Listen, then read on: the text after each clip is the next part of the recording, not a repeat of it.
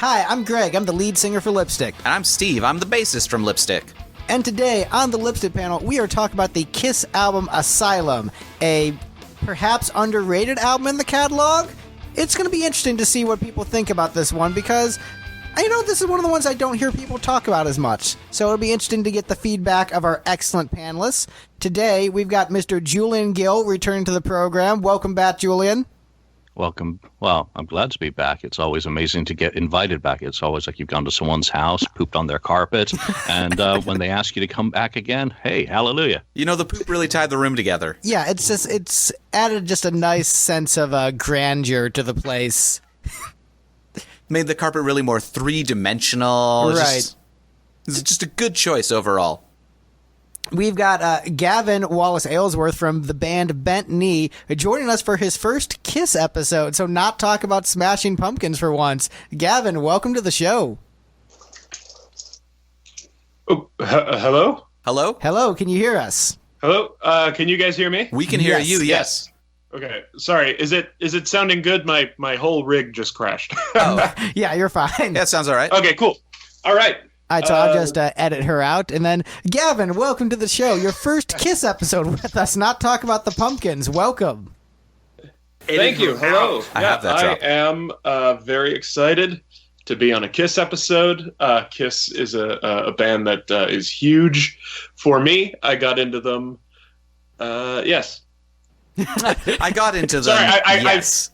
I forgot if this was I missed the intro. I don't know if I'm just saying hello or if this is me talking about the band. This is just the intro. The call dropped out for a moment, so it'll be a nice, smooth, easy transition of an edit. So the audience won't even know what happened, except now that we mentioned it on air. Yes. Whoops. Well, I will say hello.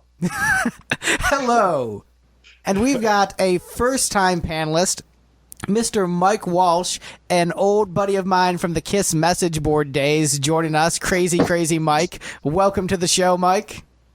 Hello. Thank you. I appreciate it. Longtime Kiss fan, first-time Kiss podcaster. So here we go. So yeah, let's start with Julian. Julian, what's your history with Asylum in particular, and with Kiss for people who might not have listened to this podcast before? I have no experience whatsoever with Kiss. I didn't know we were going to actually be talking about a Kiss album. I thought we were going to be talking about a Smashing Pumpkins album. However, that being said, Kiss Asylum was my very first Kiss album. It's actually the album that got me into the band. So I have surrendered all credibility to a legion of fans by admitting that. I've never hidden that fact. And it was the fall of 1985. MTV and the videos that were in circulation from this album grabbed my attention, and that was my first Kiss. And Mike, how about you? What's your history with Kiss, since it's the first time you've been on our show? Want to get a little bit of your Kiss background, and also with Asylum in particular? Sure, absolutely. So as a kid, the first real band that I discovered was Aerosmith, and so my cousin and I loved them, and then we had heard, if you like this band Aerosmith, there was this other awesome band from the 70s called Kiss. And we discovered Kiss, and we were like, dude, this band is amazing. We liked them even better than Aerosmith then. And so that's how we became big Kiss fans. Our introduction was definitely more of the 70s stuff.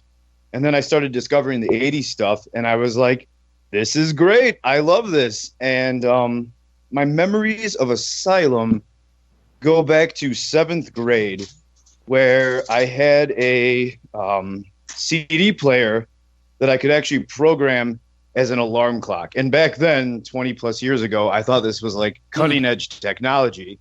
So I thought the coolest alarm clock I could have ever discovered was that drum intro to King of the Mountain on Asylum.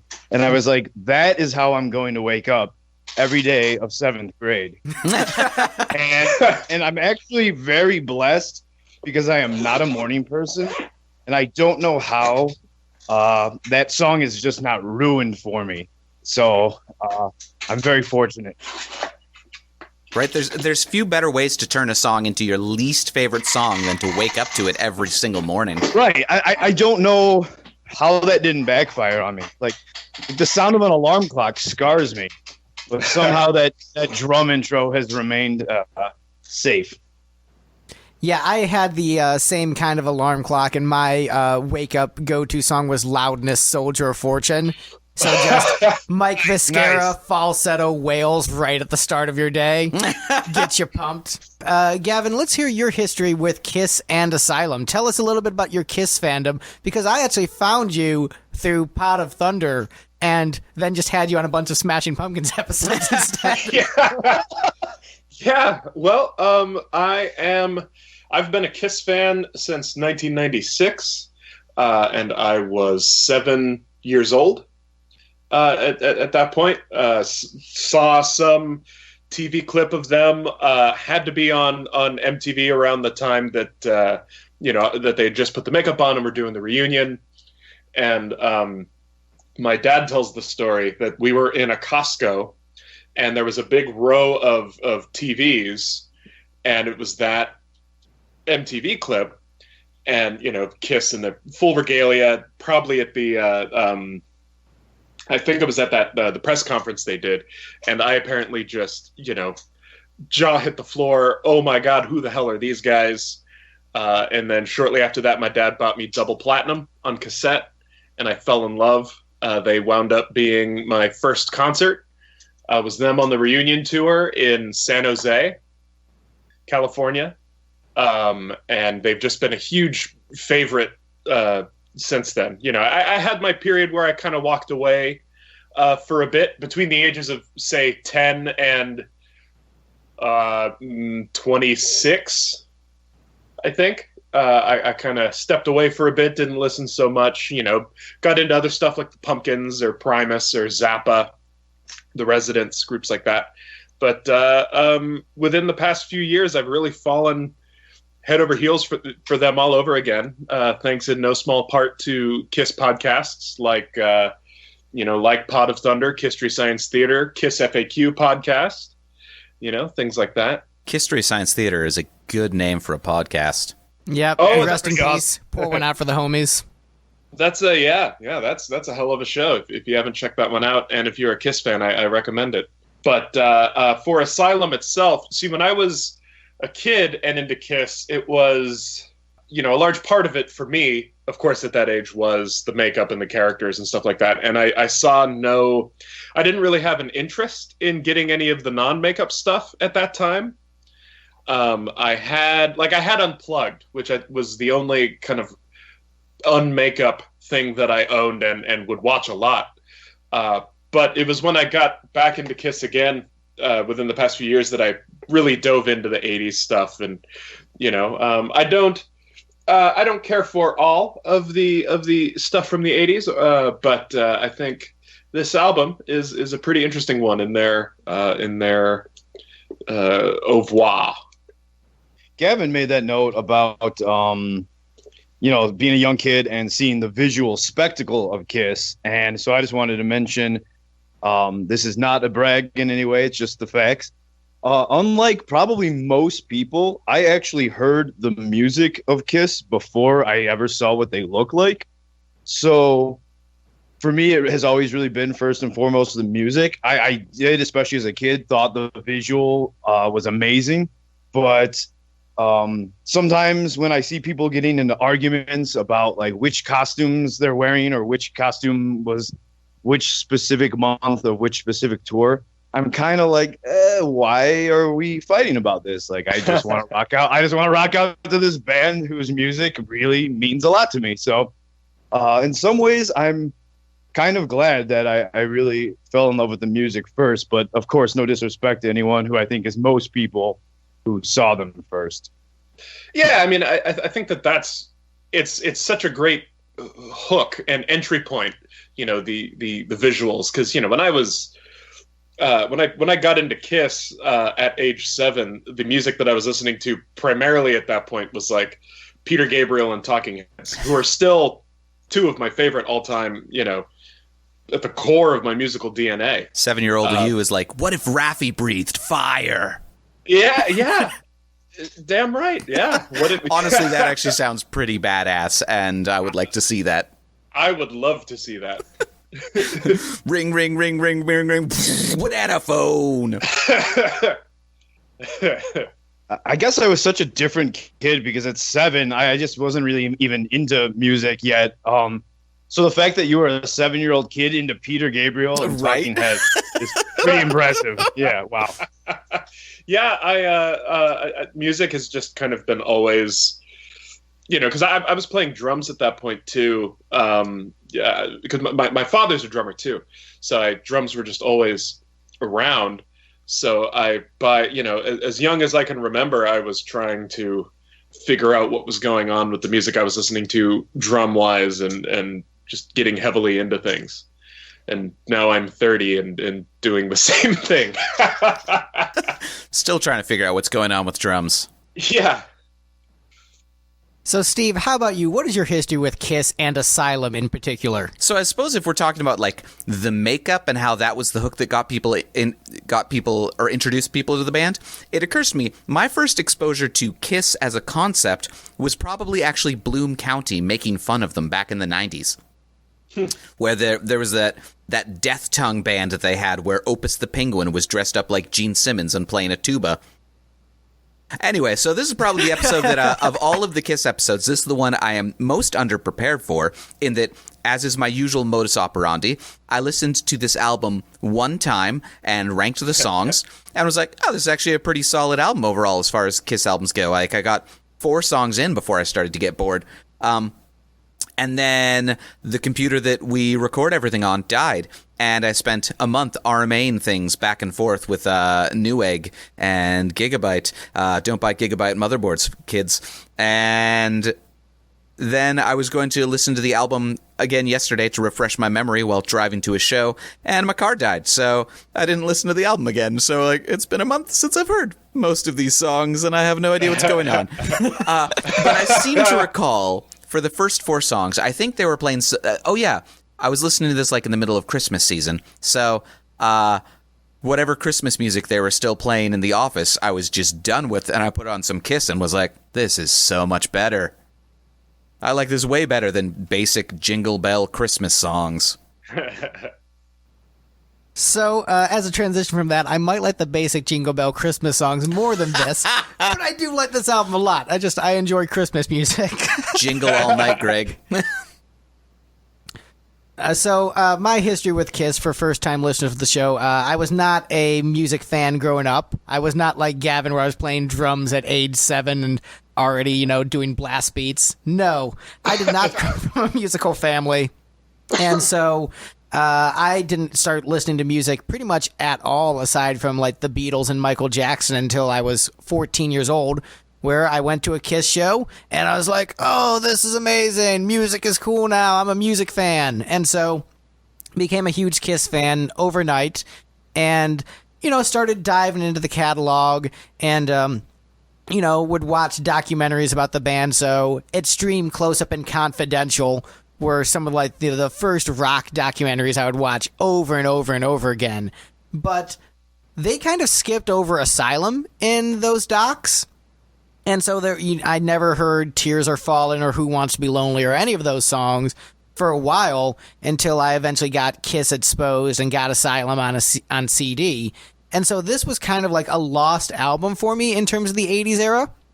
One of the last Kiss albums I heard in terms of me going back and rediscovering the catalog. And, there's some absolutely amazing cuts on here, some of my favorites. I liked this album a lot in high school. It didn't hold up quite as well upon re-listen, where it was still very enjoyable and I still liked pretty much every song on the album, but it wasn't quite as strong as I remembered it being, except for the few standout cuts that I listened to over and over again throughout the years, anyway. So, great album, definitely love it, and I'm looking forward to talking about it. So you guys ready to get into this ranking? Hell yeah. Yeah. Oh, there's a ranking? Yes. So for first-time listeners and first-time panelists, the way that this show works is each of the panelists votes on the songs from best to least best, because we're not necessarily saying there's a bad song on this album. We then add up the points to the panelists to decide what the ranking is. In the event of a tie, whichever song gets more low votes loses the tie. So if someone ranks a song as last place on the album, even if point value-wise it ties with another song, whichever song gets more hate loses the tie. And in the event of everything matching up number-wise in a tie, there's a coin flip. Or 3. Or 3. Just to make sure it's legit, like on that Metallica episode we recorded the other day. So, coming in as the least best thing about Asylum, according to this panel, is Gene's Asylum-era touring outfits, as voted by Gavin.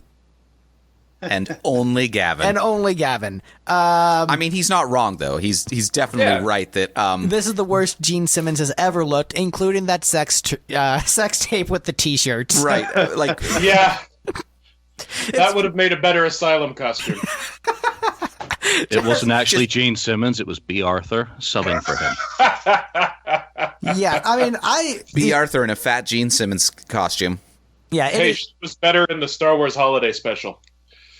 It's a bad look for Gene. This is actually my favorite Paul Stanley outfit, ironically, is Paul Stanley Who Wants to Be Lonely, the yellow and pink, like, sparkly jacket. Is actually my favorite Paul Stanley look of all time. And so it is definitely a bit ironic for me as a Kiss fan to see Paul looking, in my opinion, at his absolute best, right next to Gene looking at his absolute worst. And also... you know, kind of sums up me as a Kiss fan. I'm like, yep, all right, that's how I interpret this band overall. So what you're saying is that Gene needed more tassels. Gene needed to work out. He needed more tassels. He needed a lot of things. But yeah, Gene looked bad. But next up on the ranking, we have Billy Corgan's nipples next up on the list, also as only voted by Gavin. So both of those were ranked the worst thing on this album, thus they were settled by a coin toss. Yes. Billy Corgan's nipples, once again, on the lipstick panel. But the first appearance on a Kiss episode, so congratulations, Gavin. Any comments on Billy Corgan's nipples? Oh, nightmare pellets of the highest order. Nightmare pellets. All right. Any other comments on Billy Corgan's nipples before we move on? No. All right. So coming in as I the can least... feel him blocking me on Instagram over there. So coming in as the least best song on Kiss Asylum, we have a song that the rest of the panel, except for Gavin, voted last place. So, Gavin, we almost had a clean sleep. If it wasn't for you. Again, I'm the villain of the piece. We have Radar for Love coming in at the bottom. Who is surprised other than Gavin? I guess I was surprised that pretty much everyone put that one at the bottom. I just thought somehow... I didn't expect it to be like in everyone's top half, but I did not have that one in mind as just the go-to number 10 on the album. I actually like it. I considered it at 9 instead of 10. But just overall, even though I do enjoy it, it doesn't quite do enough for me to be a particularly high-ranked song on that album or by Kiss in general. Yeah, the criticism I had of the song, which I think I mentioned in our Asylum episode, is that it's not as good as the two songs you're thinking about when listening to it. Did you just refer to another episode as the Asylum episode? Because I think sorry, as the Animalize episode. Sorry, they both start with A, and they're like back-to-back albums. But on the Animalize episode, I mentioned that this song is not as good as the two songs you're thinking about when listening to this song, which is Radar Love by Golden Earring and Black Dog by Led Zeppelin. So it's definitely trying to cop the Black Dog feel, and it's also too similar entitled to a great classic amazing rock song. And so this song actually isn't a bad song. It's just you put it on and you're like, oh, but I would rather be listening to either of those other two songs or possibly both. Right. And so I think that's the problem with is that it just reminds you of two songs that are much, much better. And that's the problem. It's the same way you get like a lot of one-hit wonder bands that like their first song, their first hit is so amazing that like there's no way they can follow that up. Their career's over now. Gino is a great song, sir. Which I don't know Gino. Dexy's Midnight Runners. Oh, okay. Before your time. Right, like that's the one that I cite as like Come On Eileen is such a good song. How else do you follow that up? Well, I mean, I think Gino was off the same album. Just another, it's a good cut. But But Yeah. yeah, every time you listen to a Dexy's Midnight Runner song, you're like, yeah, but I could be listening to Come On Eileen instead. It's fair. When's that episode coming up? The whatever Dexy's Midnight Runner album. I mean, I'm actually open to that. That sounds like fun. It's fair. I'd do it. But yeah, Radar for Love. any comments on this song other than not as good as Led Zeppelin or Golden Earring? It doesn't make sense as a title. I mean, Radar for Love. Okay, so radar is seeking out love. Love is something that you can't find, you can't quantify. It should be like Radar for Ass. Then it wouldn't be on the bottom of. Well, You know, it love wouldn't is be on just the a bottom of my euphemism for list, but it dick, made so sense. Radar for Dick. Is this Exactly. Is this a Gene song? No, it's a Paul song. Actually, it's a Willie Dixon and John Lee Hooker song. Ooh, nice. I see what you did there. I think this is, what's interesting about this is that, this is a Paul song in the 80s coming in at the bottom of a Kiss album. And that's, for all the criticisms of Gene not putting out good content in the 80s, I think overall, actually, Gene turned in a pretty solid album this time around with a few exceptions. So it's interesting that Paul turned in a song that is actually, as a song, completely competent in its own right. It's just because, we're humans and we do make comparisons. It just falters because of making comparisons. But it's not actually a bad song in isolation. If you had never heard Led Zeppelin or Golden Earring and heard this, you'd be like, yeah, this is pretty cool. They'd be like fourth from the bottom. Right. But because we had all heard those songs, like, yeah, I'm sorry. I love Well, it. Oh, sorry. Go ahead. Sorry, and don't forget Desmond Child has a piece of this song as well, so it's not all on Paul's shoulders. There you go. I put it at number 8. So I was the only one in the panel to not put it as number 10. And while I certainly I don't hate this song, but I don't love it. So I'm not exactly I'm not trying to defend it, but I just think that there were two other songs that had bits of it that were a little more despicable, I think, than Radar for Love. Because my last 3 songs they're not bad songs. Like I don't really think anything on this album is like a just out and out bad song. I agree with that. But the bottom 3 for me have things in them, things about them that annoy me a lot. And this is third from the bottom of the things that annoyed me on this album. So what annoyed you with this? The blatant Greta Van Fleet ripoff. See, I thought it was more of a Kingdom Come ripoff, personally. Yeah. The notes that I made for it when I was listening through, at some point I wrote, "Can this song end?"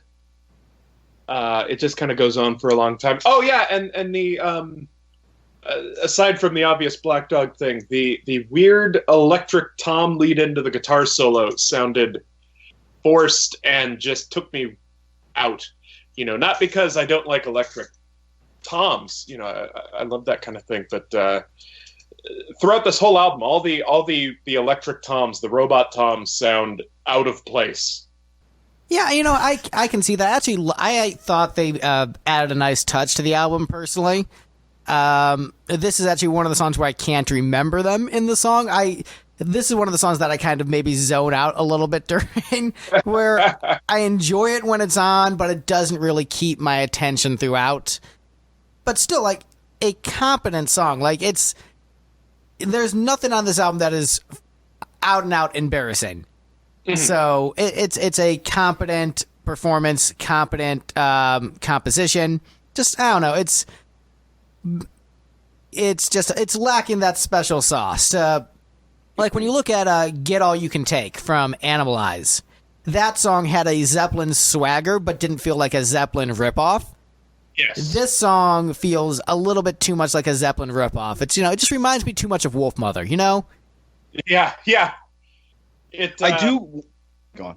Oh, I was just going to say that I feel that this obviously is Paul's number 1 kind of stab at doing a Zeppelin thing, but I would say number 2 would be Making Love. Yeah, and I think Making Love is much more successful because Yes. it doesn't I think there's homage and paying influence, paying homage to your influences and wearing them on your sleeve. And there's a line as to how much is too much. And I think Making Love is a success where you can tell, yes, this is inspired by Zeppelin, but it has its own identity. This song doesn't have enough of its own identity where it's just a Zeppelin tribute.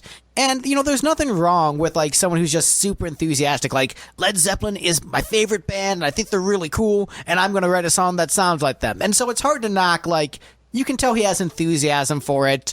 It's just, it's less enjoyable as a listener.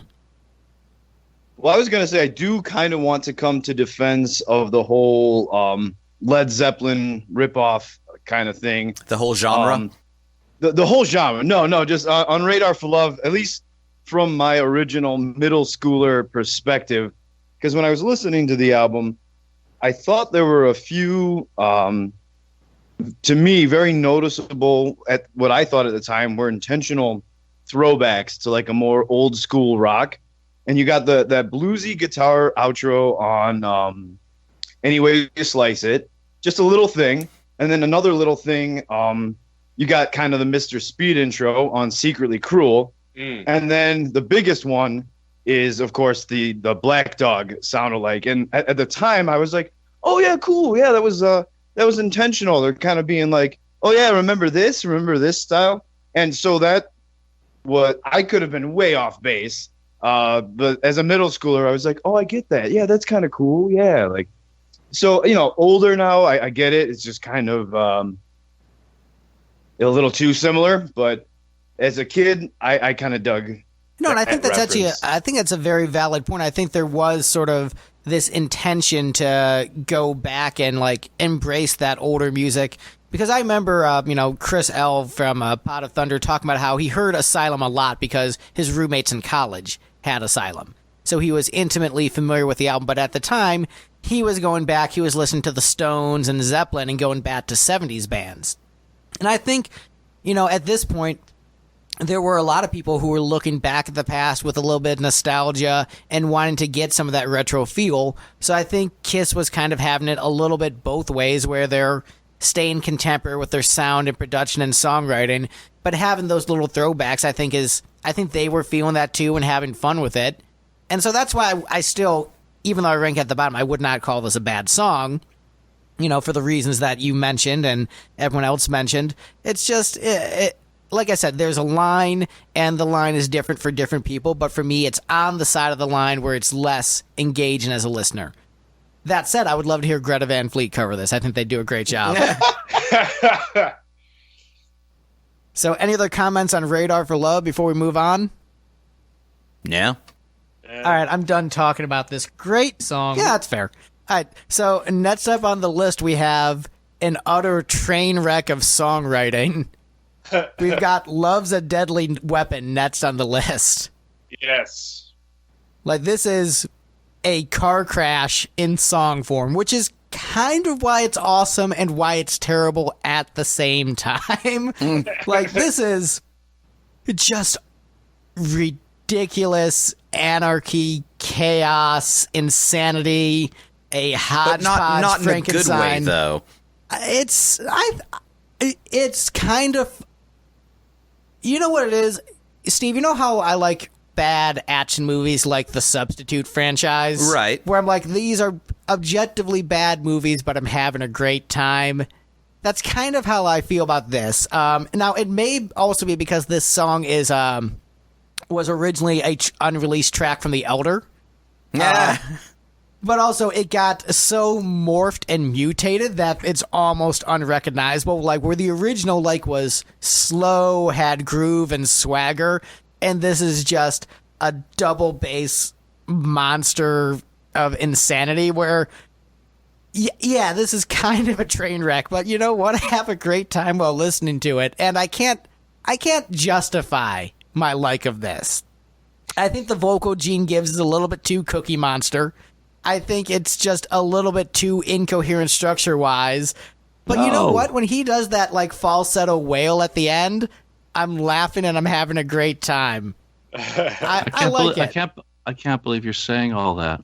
That's just so horrible. I mean, this for me is the best Gene vocal on the album.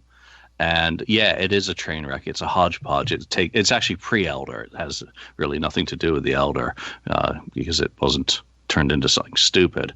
But wait, hold on. You said it wasn't turned into something stupid. I'm going to disagree with you. Bob, It was turned Bob into Ezrin didn't get a chance to touch it. Instead, Gene took a Wendy O. Williams song and lifted half of that and crashed it into a Kiss song, and then you do get an abomination, because if you go and listen to Commander of Chaos, there's a song on there called Party, and it's the riff, and he added that in, so that's why Wes and Rod get co-writing credits on the song. But for me, I mean, this is, I think, what did I have this in? This is fifth. My fifth favorite song on the album, and it's because of the guitars. The guitars fly, Gene's vocals fantastic. There's also a nice resonance that comes through on the drums, and I don't know whether that's Eric or whether that's the overdubs that Schwartzberg did afterward the fact, but you know, it's a weird song. Maybe it is the Elder connection that it was in those sessions that they did before they did the 90 degree or the 180 and went in with Bob. But that's what makes me love it so much, because it has a little bit of everything. You got some Ace in there and the guitar styles, and who knows? But I love it. Yeah, I mean, like Julian said, I mean, the guitar work, I think Bruce is insane on that song. It's his first full album with Kiss, and for me, one of his highlights on the album is "Love's a Deadly Weapon." So I mean, that alone just kind of makes it worth the price of admission. Although interestingly enough, I also did have it at number 9 on my personal list, which I'm surprised that I'm totally matching with the overall trend so far, just because usually I'm kind of the freak outlier. Yeah, there's a lot of agreement on this album overall. But yeah, I kind of, I mean, I wouldn't call it a train wreck because I really like it. It is kind of crazy and kind of like, whoa, what kind of song is this? But I like fast rockers like that. I especially did 20 years ago when I was first hearing this album. And like, that's pretty much the only kind of music I wanted to hear. A lot of times, like ballads and mid-tempo songs, like I have come to appreciate more as I grew out of my preteen ways, if you want to say. But so yeah, again, the guitar work is a huge factor for that song. Oh yeah, I mean, Bruce Kulick, easily my favorite guitarist in Kiss. One of my favorite personalities in Kiss. Just, you know, super nice guy, great player, always does what's appropriate for the material. And, you know, to respond to Julian, I don't think that Gene gives a bad vocal on this. I think maybe just the melody isn't as strong. But no, Gene is definitely given a great vocal on this track. So when I say Cookie Monster, yes, he's growling. And I think I'm more thinking about how I'm not as big on the melody, because there's not much of one. He's just kind of shouting, which is fun. Like, this is it's a fun train wreck. Like, there are train wrecks that are just unpleasant to listen to. This is a train wreck that I enjoy. I don't skip it. I have a great time whenever this song comes on. So even as I'm talking about it being like an absolute mess of a composition, I still love it. So just want to make that clear. See, this was my number 10. Oh, sorry. Did I cut someone off? No, go ahead. Oh, okay. This was my number 10 on the album. And again, like I said, I don't think that there is any song on this album that is just out and out bad. Like, there's no, you know, there aren't any embarrassing tunes on this, right? There's Except no like this one. I mean, so these are really stupid lyrics, but they're not Gene stupid. They're like Gene okay lyrics. There's nothing that you read, like, you don't listen to these lyrics and be like, oh, I feel embarrassed to listen to this. It's just like, yeah, this love's a deadly weapon, murder's on my mind, gonna teach you a lesson. Okay, those lyrics are real dumb, but they're just dumb. Yeah, it's not fine. As dumb as some of the other Gene-isms on this album in a particular song that when we get to it, I'll point it out. But I found this song to be a weird mix of forgettable and confusing. One of my notes as I was listening to it was, I'm forgetting this song as I hear it. And now thinking about it, I've heard this album a few times, and I can't think back to how this song goes. I think. Oh, sorry. Go ahead. Oh, no. That was it. I was gonna say, like, it seems like a consensus on this song is that, like, it's not super catchy. Greg was mentioning that, and that's sort of my take on it as well, is that, like, I compare this unfavorably to I'm Alive in that they both have the same sort of thrashy 80s hard rock vibe, but I'm Alive just had a way hookier melody. Love's a Deadly Weapon is just kind of meh. Yeah, I'd say it's very competent playing. Like, Eric is cooking on the drums, Bruce is killing on the guitar, Gene is giving a good vocal for a song that doesn't really have a melody. The chorus has I enjoy the chorus hook. But yeah, the verses are just kind of shouting. But hey, look, this is not the Kiss song I'm going to die on a hill defending. I mean, considering you also ranked it second from the bottom, right? Yeah, this is the exact spot I put it in. I like it, but yeah,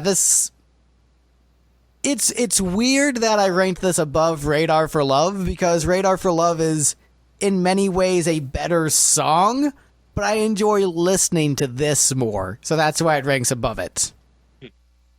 Yeah, Steve, I think it's... Oh, go ahead. Yeah, I was just going to say, Steve mentioned how he kind of compares it to I'm Alive, and that was kind of cool for me to hear, because from ever since I've heard this album, I always kind of saw those two as companion songs. Yeah. Perhaps unintentionally, but on the CD, there's songs 5 and 6. So on like the record or cassette, it would have been the end of side 1 and beginning of side 2.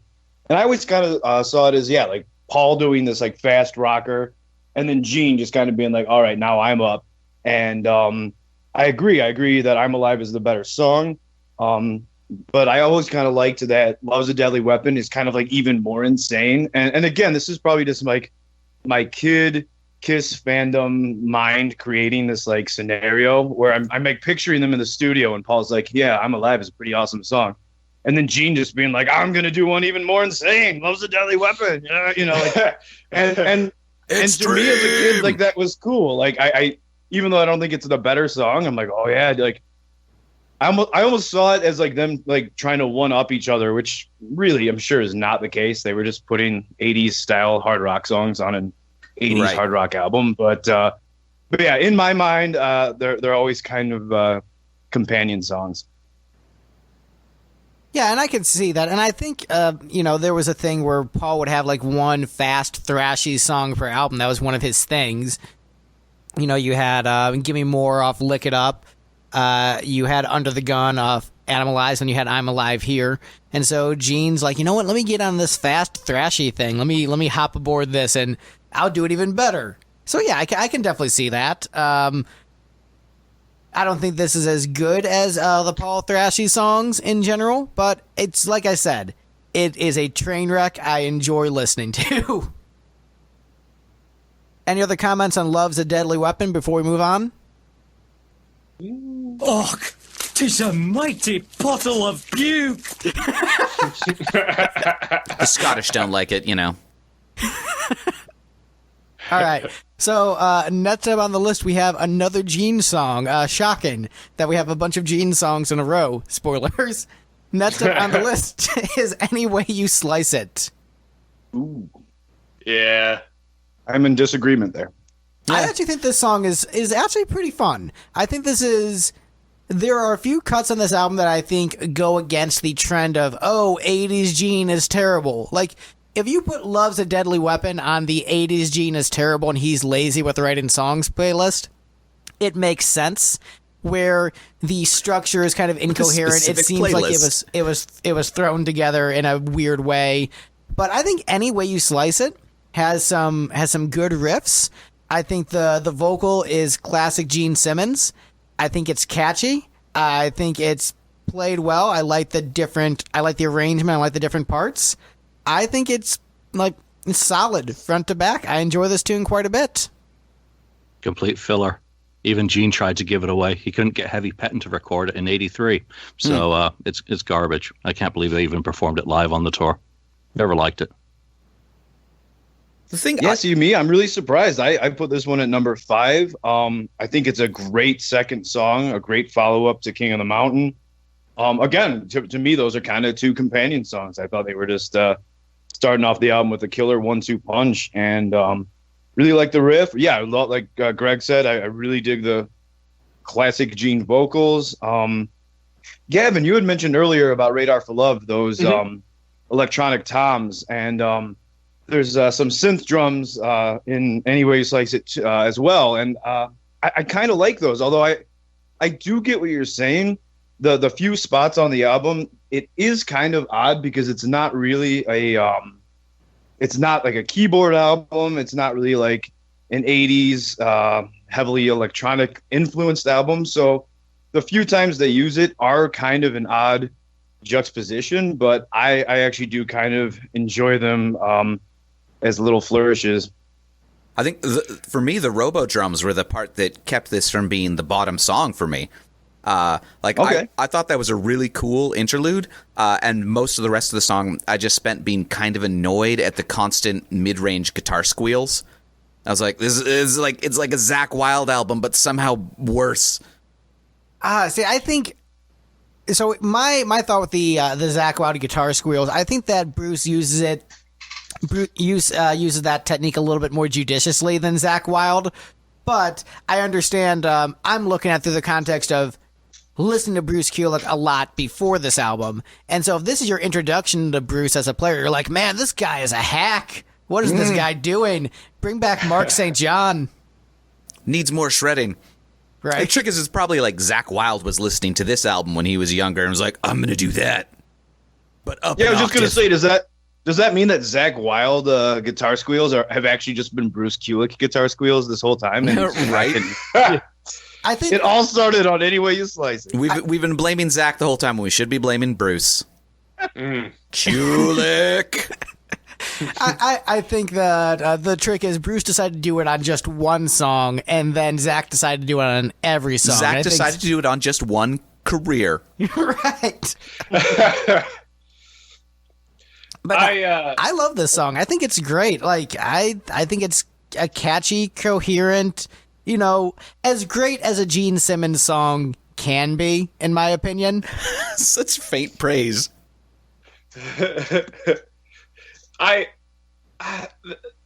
This is a complex one for me, even though I put it at 9 out of 10. But there's a lot that I like about it, and just enough that I don't. Like those electric toms, I especially don't think they work in this tune because they're out of time in some places in weird ways. Like I made a note to myself. It's just Prague. Oh, If you play it wrong 3 times in a row, it's Prague. Yeah, but the thing is, it's never played the wrong way the same time. Then it's really Prague. Yeah, dude, it's so Prague you don't even understand it, and I thought you did Prague, dude.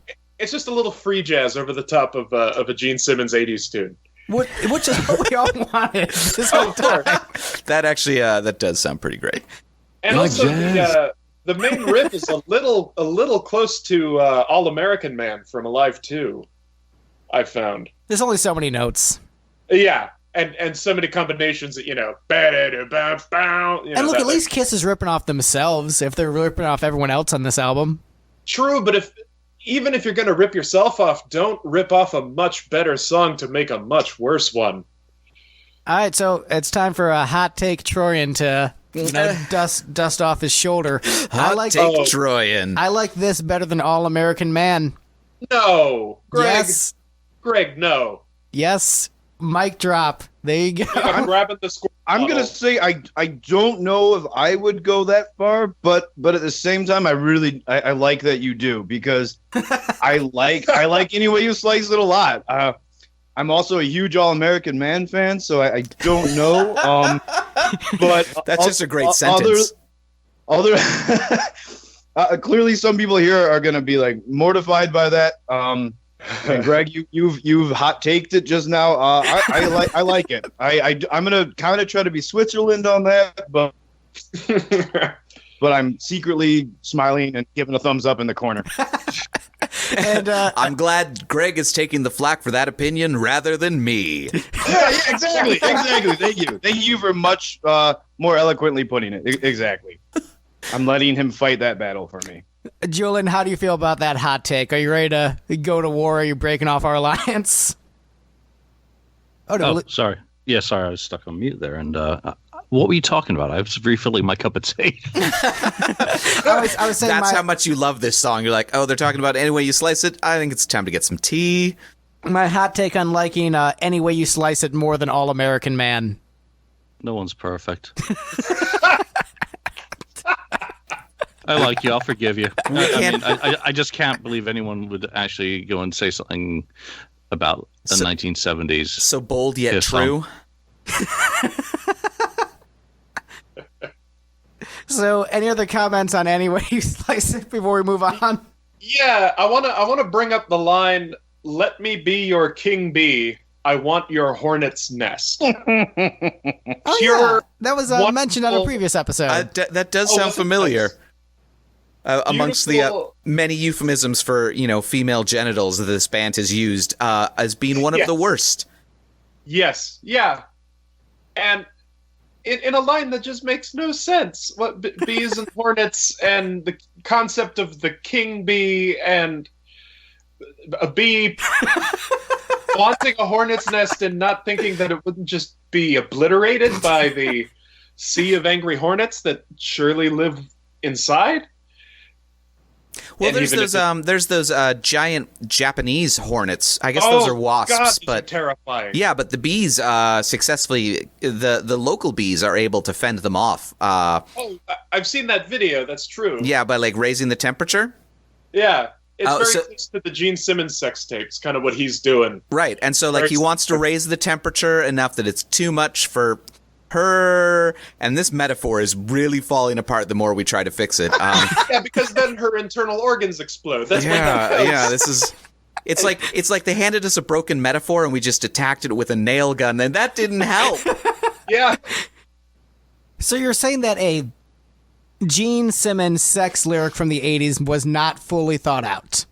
I don't think Gene has ever had a fully thought out thought about sex other than like, oh yeah, that thing. That thing is good. awesome. Let me do it.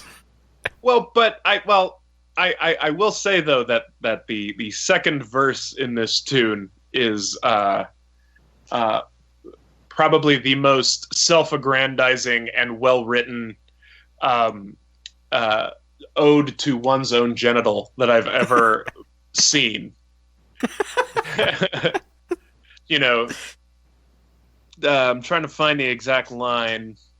You said the second verse? Yeah, I think it was the second verse. Yeah. Well, if you're looking for bliss, well, I got what I got. You can't miss. Works Well, all like right. a charm. It'll do you no harm. You'll be in heaven tonight. I know you'll feel all right. I'm sort of reading through these lyrics. There's a part of me that's like, is this about pizza? Because I feel like it's a better song. Like, take those exact same lyrics. Like, if you're looking for bliss, what I got, you can't miss. All right, works like a charm. It'll do you no harm. You'll be in heaven tonight. That sounds like a really good slice of pizza right there. I true. want that. But the hornet's nest thing. Shoot, there's a Futurama reference for that. I don't have the drop, but yeah, we bake bees into the crust for that extra zest. There you go. So Any Way You Slice It, aptly about pizza. Makes sense. I'll Guys take it. from New I'll take York, it. Yeah. it goes with their nostalgia theme of the album because they're living in LA. They're missing that New York pizza, and they wrote an ode to it. They just really want a slice. This song needs to buzz off. I'm not entirely sure what he's doing with a pizza that'll land him in jail. I probably don't want to think about that part too hard. And why does the pizza have dirt under its fingernails? Yeah. Oh, they're living in California, so they do have to cross the border to get good pizza. Right? All right, we figured it out. So Wait. Any Way You Slice It. The doctor There you who's go. telling them to go back to New York to get some good pizza probably should lose his license. Let's be Yeah. honest, but Well, I mean, is that like a medical order that he's given them? it sure seems like it. Oh yeah, it does say doctor's orders. Doctor's orders. All right, well, I think we've beaten this into the ground, so... Take that, horse. Yeah. Take that, sword horse. It's a knife horse. Greg. Knife horse. Is the line about, you ain't your mother's little daughter anymore, about how America took pizza from Italy and just kind of ran with it as a concept? Ooh. All right, so next up is Trial by Fire. Wait, really? Yeah, Trial by Fire, next up in the list. Huh. Oh, this is the one where I took a specific note about what they were playing at work. It was a pop punk cover of 12 Days of Christmas. Oh. Yeah. Oh, no. I was very happy to listen to Kiss at that point. You're like, Trial by Fire, thank God for this song. Yeah, so... Trial by Fire. Sorry, go on. No, I was saying, I rate this towards the bottom, but once again, not necessarily a bad song on this album. I think this is one of the songs lyrically I relate more with Kiss, where it's one of those good old-fashioned, hey, believe in yourself kind of songs, do what you want. And so Kiss does that very well. It's a little bit too slow and plotting to be one of my favorites of that kind of Kiss song. But, yeah, it's catchy, it's fun, I enjoy it, I enjoy the lyrics. Just, I think, better songs on the album overall, but I still give it a thumbs up. Yeah, this is what happens when Gene tries to write a Paul song. It's he heard one of Paul's very positive, anthemic, personal, hoorah songs, and he said, "Oh, I can do one of those." And this is what you get. And I think, Greg, you said the exact thing I wrote down in my notes: slow and plodding. However, in the defense of this song, I will say that it's got a good vocal on it from Gene. As far as I'm concerned, it's just the tempo is just so slow. It's not even a good contrast to the faster stuff on the album, so that's why it's so far down my list. And it's not that Gene can't write these kind of songs. My favorite Gene Simmons song, period, is I, off The Elder. And that is this kind of song done extremely well. So it's not that Gene can't write this kind of song, it's just kind of weaker in the canon of Kiss Believe in Yourself shonen anthems. When he's too busy working with other bands, giving away all of his better songs to bands like Black and Blue and Keel and Wendy O. Williams, and doesn't have much. Oh, he's making movies, and he doesn't have much time to actually focus on writing a good song like I. Then this is what you get. Giving away all his better songs, failing to give away all his worst songs. For me, I did have it at number 7, so fairly low, but that for me personally is just a testament to how much I love Asylum. I to an extent get what you guys are saying, but I actually kind of come at it from the other perspective. I like the song and it stands out to me because to me it is one of the rare Gene songs in the 80s where it is a little catchier and I can picture it on the radio. Julian, you mentioned it was kind of like him trying to write a Paul song. I totally agree with that. I don't think it's as good as Paul's best stuff, but I like it. It's a different approach for Gene, at least definitely for that era where he was mostly doing kind of rock stuff, faster rock stuff like Love's a Deadly Weapon or just, sleazy sex songs. This is just, an anthemic. I don't know. The plotting, I don't get that. I mean, I guess I get what you're saying, but for me, that's not a deterrent. And Gavin, sorry, but again, I like the synth drum intro to this song. I don't know. It stands out. I liked it in this tune, I must say. I had this song at number 4 personally. I think this is a nice. It's a. Sorry, I didn't mean to cut you off, but no, I was kind of done, so I was glad to give Kiss the panels reins are over to so you. much more polite than our Pumpkins panels. It's like, oh, I'm sorry, please finish your thought, as opposed to, fuck you, you're wrong, for Martha's the best. We have a lot of millennials on the Pumpkins panels. And Craig. Craig is not a millennial. And one Mr. Hot Take Troyan who hates some of the best, Yeah. Pumpkins tunes. But Look, I'm not listening to Pumpkins for the angst. I'm listening for the ballads. that's valid. But if I may be Hot Take Troyan Gavin now, I think that this is a better song than I. Yeah, you're full of shit, dude. This is also the part where I reveal to you that I was fairly under the influence of a legal green substance at the time of making the ranking here. And I would like to read to you the note I took down for Trial by Fire. And This is a trial by fire. Robert Palmer and Def Leppard meet at a party. Gene Simmons hears about this in a fever dream. He awakes in the middle of the night and scribbles down 3 words. Trial by Fire. I like it. I approve. Yeah, I feel like to me it sounded like Robert Palmer and Def Leppard having a baby. Don't you think Kiss already writes enough fan fiction about themselves without you contributing more? Can I tell you? I'll tell you a story another time about Kiss fan fiction that I've found. You know what? No, derail the podcast. we got time. All right, so there's a website that a friend of mine showed me where they make, it's the fanfic, the /fic kind of community thing where there's just a whole lot of really weird.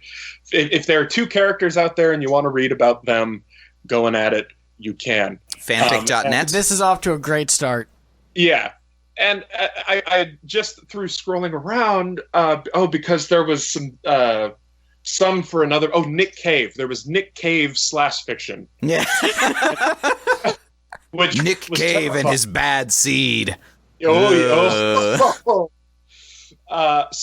I searched for Kiss, and lo and behold, there was quite a lot. And the one I almost vomited from laughing so hard. There was one that was a male impregnation fantasy about Mpreg. Peter Criss. Mpreg. Yeah, where Peter Criss wakes up pregnant and has to tell the rest of the guys that he's pregnant and has no idea how. I mean, I think Sonic might have been involved, but I'm not entirely sure.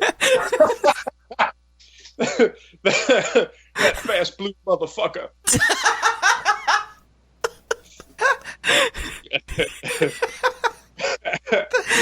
That fast He was blue step motherfucker's fat. my new senior yearbook quote.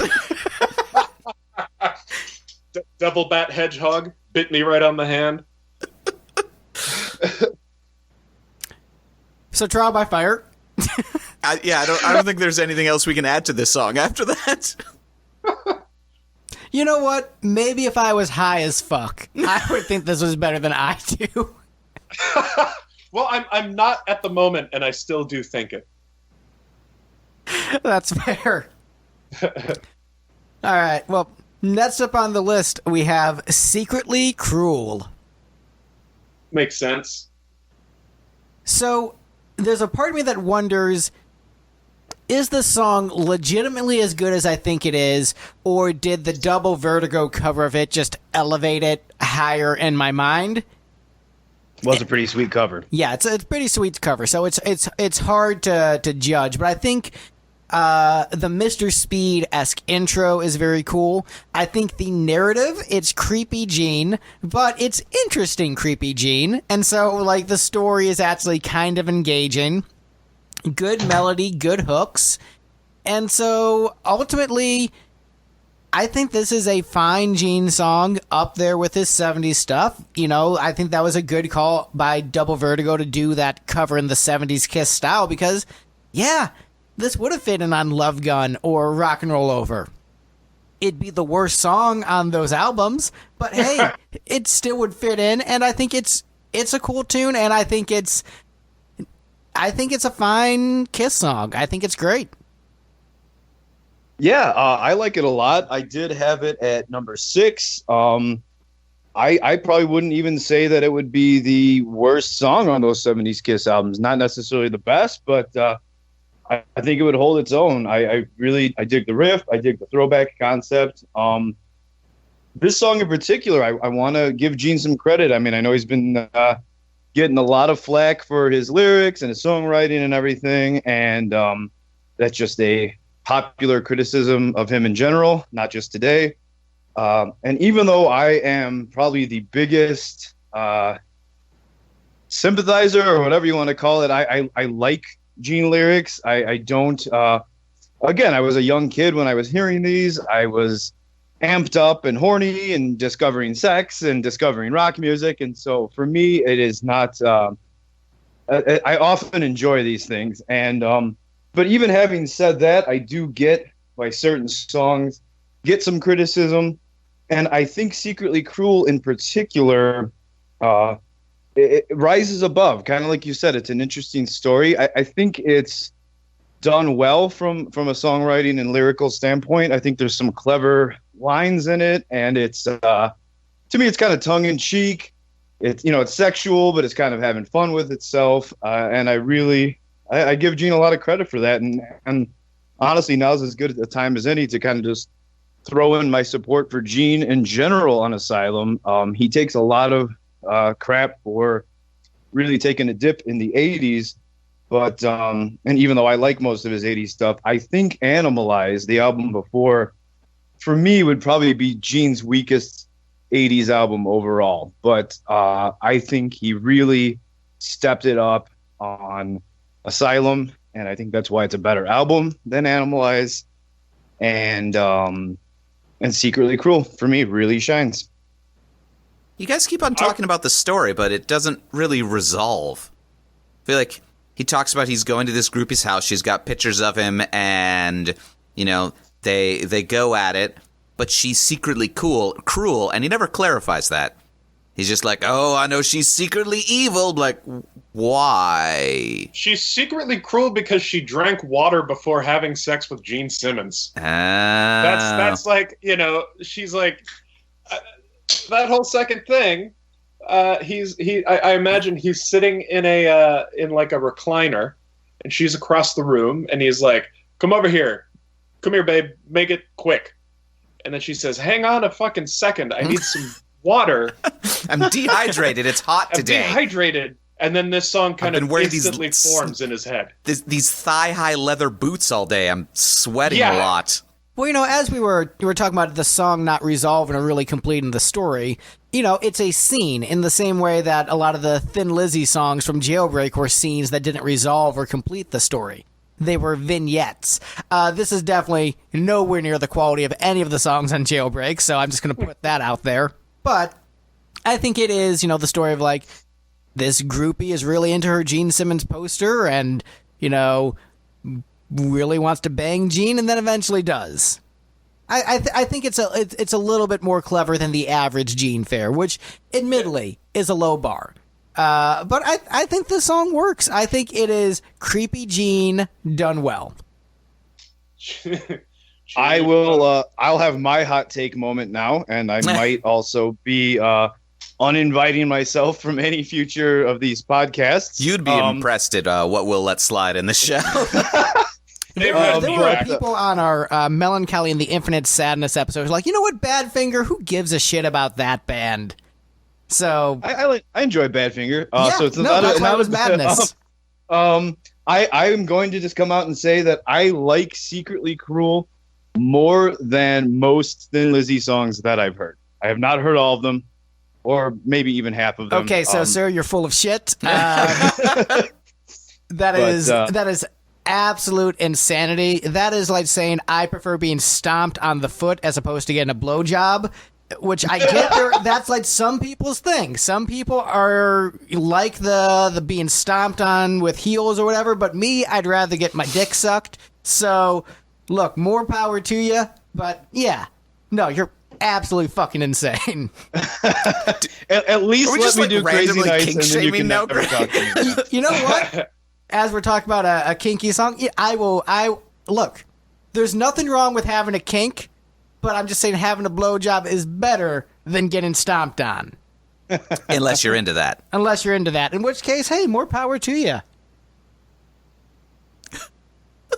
The lipstick panel, pro getting your foot stomped on, if that's what you're into.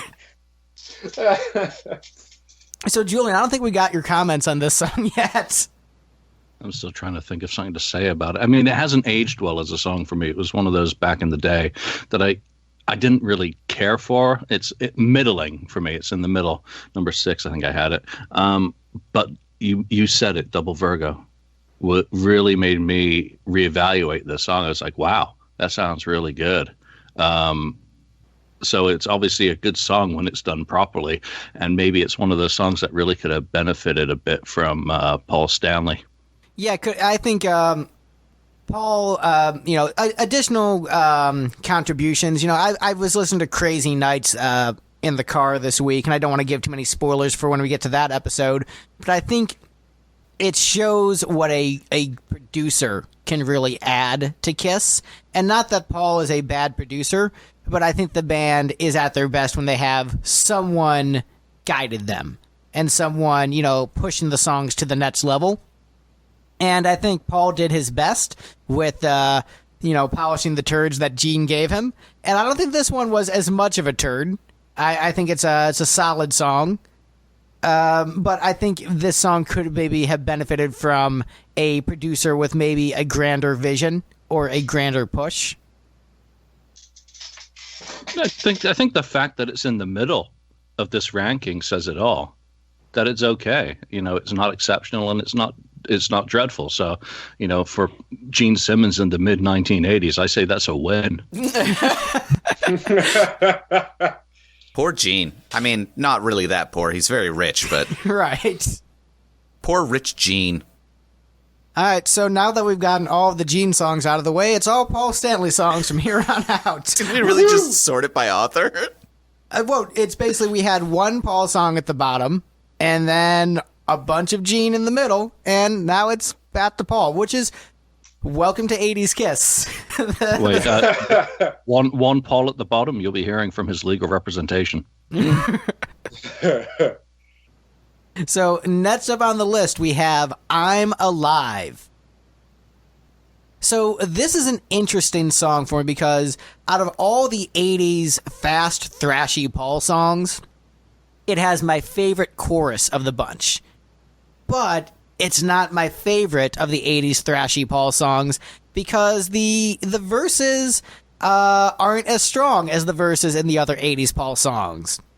But man, that chorus, that is a Jim Steinman-esque chorus, and I am all about that noise.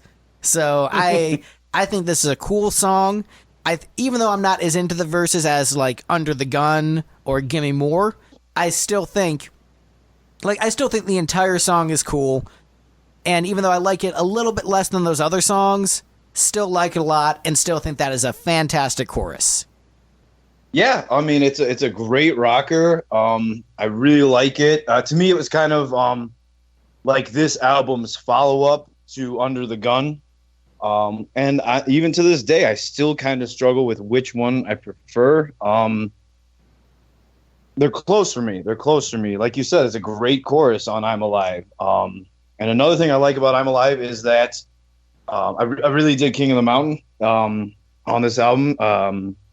A great opener to me. And then a few songs later, you're getting something like I'm Alive. And I don't know, that's why Asylum ranks so high for me as a Kiss album. I just think there's a lot of like hard rock intensity, and it's really kind of a representation of like my favorite style of rock music done by my favorite band. So big thumbs up from me. Also another awesome Bruce Kulick song too.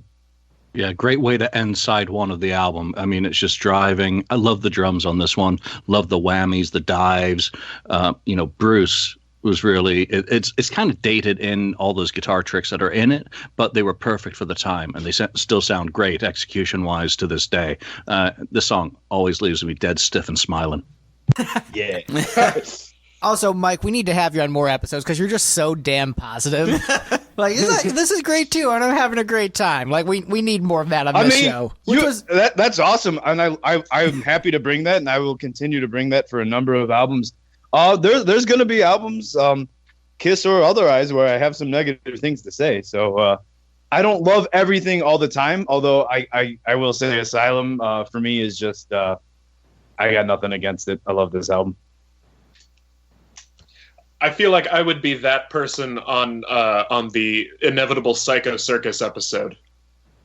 I mean, we'll bring you back for it. We need guests. You're going to be the one who's like, I love this album. Yeah. I finally found my way as the best Kiss ballad.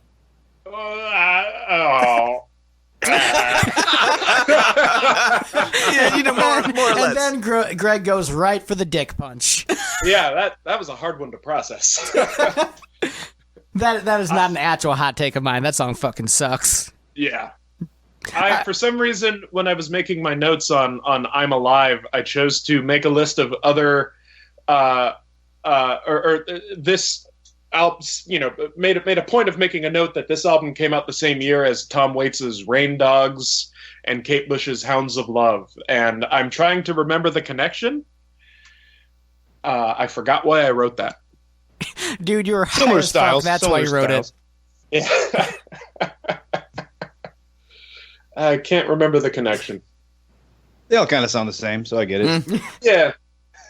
But yeah, to second Julian's comment, fantastic drumming from Eric Carr in this track. Just, I think, competitive with any thrash band of the same era, where, they might not like the song as much, it might not be as heavy, but the playing is just as competent, and even more so, I would say, than like a band like Metallica. I think Eric Carr is a more competent drummer than Lars Ulrich. I don't think there's any controversy in me, making that statement a fact. Not a hot take. Yeah, not even a hot take. That's just like, hey, here's just like the truth. Tepid take Troyan.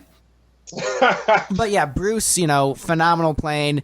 Is it, stuck in the time? Yes, but also it makes sense because this is his first album with the band.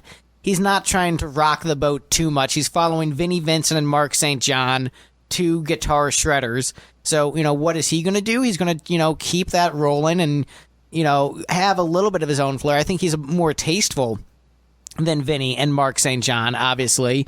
And so you have better composed solos on this album. But when he needs to shred, hey, he's right up there with the big boys and doing a great job. So I don't think there's any playing by Bruce or Eric on this album that's embarrassing. It might be in the times, but to me, like, dated, like, I get it and I don't. I think great playing is great playing. And so I don't find anything about this dated at all for me personally. I just think it's a great rock album.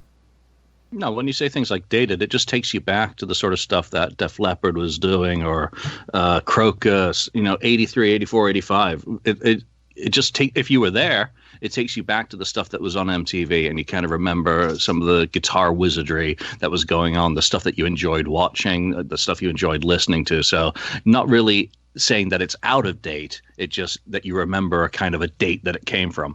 Got it. I understand. I wasn't there, so I wouldn't be able to relate to that. Curse you not existing. Infant Steve didn't watch a lot of MTV. Yeah, I agree a lot with Julian about the term dated. For me, that's always kind of been a word that people use oftentimes negatively, and it always kind of grates on me because honestly, like I in my opinion, I kind of think everything is dated. Like someone would argue that a song like I'm Alive is dated, and they would mean that in a negative way. And then someone else would say that Can't Get No Satisfaction is like a timeless classic, which it is. But to me, that song is also dated in a good way. Like I hear that song and it doesn't sound like a fresh 2019 song to me.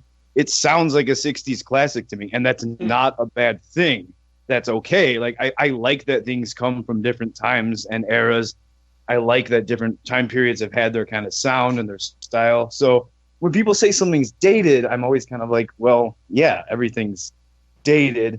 But maybe I'm just being way too nitpicky on what people mean by that term. I think dated tends to mean usually means audio production trends. There are certain trends that get picked up all the time that don't age very well, and when you hear them used a lot, it really places a song and can make it seem passé. I think the 80s had a lot of that, and that there was a lot of audio production techniques that were just, there was a lot of new things that were being tried and a lot of polish being put on recordings, and you ended up with like the huge reverse gated snare that if you hear that, it really places something in the 80s. And like you listen back to I think in a couple of years people are going to listen back to early 2000s auto-tuned super. Oh, that's already dated. Yeah, and 90s grunge. Yeah. That production is extremely dated because everyone went for that exact same sound at the exact same time. Right. So I just watched the Metallica documentary, Some Kind of Monster, the other morning, and there's the part in the movie, which I don't know if you've seen it, but it's basically a documentary about the making of Saint Anger. So the elder of Metallica albums. And, there's the part in the movie where they sit down with Kirk and they're like, hey, we're not going to have guitar solos on this album because we don't want it to be dated. Which, telling that to your lead guitar player in Metallica is definitely like a heartbreaking scene. And Kirk is pleading with them saying, guys, don't do this. This album's going to sound even more dated if we don't have guitar solos. And you listen back to Saint Anger, Kirk was talking about how it's a trend now to drop guitar solos. And he said it's just going to make us fit into this trend of early 2000s bands where they drop guitar solos. And it's going to be shown as us chasing trends, and it's not going to stand the test of time. And I watched this in 2019 and yes, he was 100% correct about this. You should not have been chasing that trend because that was a bad sound decision. And so Kiss is an interesting case because they have, throughout their career, chased trends a little bit in order to stay viable and relevant. And so the question is whether or not they do that to a successful degree. And I would say over the course of their career, I would say pretty consistently, when they do adapt with the times, I think they do pretty well and they didn't lose the core of their identity. Kiss never lost the core identity of, for the most part. There are a couple of times they did, but for the most part, Kiss has been about, hard rocking songs about getting laid. Kiss has, for the most part, not shifted from that. They've okay, we went disco, we went pop, we went progressive rock, we went grunge. Actually, okay, they deviated from that a lot, but not in this case. Even when they did their Lord-esque minimalist pop album, it was still all songs about... It's about Paul Stanley's dick. Now this girl's gonna get some of his dick. That's fair. That would be super weird to hear. But I don't think this is... Yes, it does... It definitely is an 80s sounding song, but I think that, like Julian was saying, that's part of the charm of it. That's why it's awesome, because the 80s was fucking sick, bros. So any other comments on I'm Alive before we move on? Well, it's kind of related to I'm Alive, but also just kind of related to a chunk of Asylum overall, and it's also me wanting to give a shout-out to a guy I barely know from 20 years ago, but this will all make sense in a moment, I promise. So you guys have been talking about the thrashy, songs on this album and some of the other 80s Kiss songs. And Greg, you also mentioned Eric Carr being competitive with any thrash drummer out there. I think that's what you said. If I got that wrong, then... that was more or less what I said. Okay. Yeah, it's more or less what you said. Okay, yeah, I'm not trying to put words in your mouth. And so it just kind of reminds me of 20 years ago, I was at this Kiss Expo, and there was this guy. I only know his first name, Adam, and kind of a weird little dude. But I felt bad for him for the last 20 years. Whenever I think it's this, so Bruce Kulick was there, and we were doing the Q&A, and this Adam guy asks him, hey, what was what was the band's mindset when you guys were recording Asylum? Because I really dig it. And I really dig the intensity that you brought on it. And it's almost kind of it's almost kind of approaching speed metal for me. And there was people in the audience who kind of snickered and were like, this guy's crazy. What is he talking about? And even Bruce Kulick, even though he's always a professional gentleman, his demeanor was definitely kind of yeah, I don't know what you're talking about, bro. And I've always kind of felt bad for him because no, I would not call Asylum a speed metal album by any means. But the songs that this guy was referring to, I get what he was talking about. And I've always felt bad that this room laughed at him, and even Bruce Kulick wasn't able to connect those dots for him. And so that's my shout out to you, Adam, wherever you may be. Wherever you may be. Maybe he just meant to say animalize. Yeah. So my hot take on this particular song is lyrically, I feel like this is, I don't know, maybe a prequel to Christine 16, where he's talking about how when he was a teenager, teachers were sexually assaulting him. This is Paul, not Gene. Yeah, I mean... I get it, though. I feel like playing the same character. I feel like I tend to ascribe The cycle of violence, the cycle of sexual abuse. right, and I feel like there's sort of like one narrator in Kiss songs to a large extent. The narrator is Kiss, the entity. Right, yeah. Kiss is a singular unit, and except when they need to be playing large singular unit. yes, except when they need to be playing specific characters, like in Music from the Elder, they are the Kiss, the character. I buy that. The back cover of Hotter Than Hell, that dude. Sure. Yeah, good point. So, any other comments on I'm Alive before we move on? I think that speed metal comment's very interesting, actually, when you think back to some of the stuff in the era. Motley Crue, Shout the Devil. Think of Red Hot. Think of Bastard. That guy mentioned that song. See, was it you? Did you go by a different Adam your name? alias, Julian? No, yeah. That guy actually, he was also referencing Red Hot by Motley Crue. Exactly. So thank you. You completely get what I was saying. Yeah, there was totally stuff coming out of the Hollywood scene that was, kind of crossing from the hair metal into what was emerging, had started emerging in '82. The Megadeths, the Metallicas, the Exoduses, and all that. So, I thought that's a great comment. I never thought about it back then. So thank you, Adam. Hashtag Adam was right, except not the Adam from Lipstick. That guy's a piece of shit. Closure for Adam. All right, so next up on the list, we have All Night. 14-year-old me just says the video. The girls. Nothing else to say about it because, I mean, come on. If you think about it, it took Jean Beauvoir, Desmond Child, and Paul Stanley, I mean, for God's sakes, to come up with All Night. Are you kidding me? It took those three great songwriters, all three of them. What, did each of them write one of the words in that title? But it has such brilliant lyrics as woo. I mean, That's it's all memorable. I wrote for my notes. It's just woo. You can't forget it. But again, going back to me, 14 years old, girls in a video. End of my opinion. Was this the one with the showers? No, that's another song we'll get to later. No, this is the one where the girls were like kind of looking like nurses rolling out beds, like an army of beds. Oh, Blonde twins with movable beds with little lingerie. Yep. 14-year-olds around the world loved that video. Lingerie and nothing in between, except for those thigh-high snakeskin boots. Yeah, I mean, for me, age is definitely a factor as well with All Night. I love it. I have it at number 3. To me, it's really catchy. I dig the riff. Again, I mean, Kiss is primarily about, big hard rock sex songs, and that's what this is. Silly for sure, but I think it should be more regarded, at least in the lines of like a Lick It Up, a Heaven's on Fire. I think All Night should have been that from Asylum.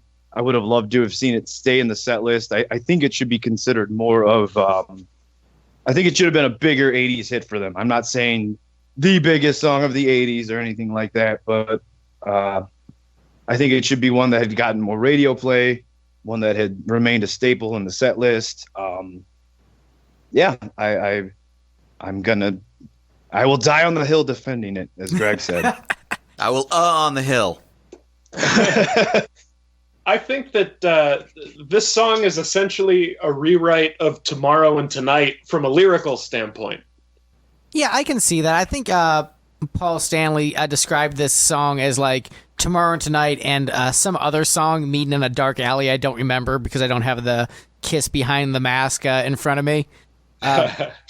But I rank this as my number 2 song on the album, which is very different from High School Greg.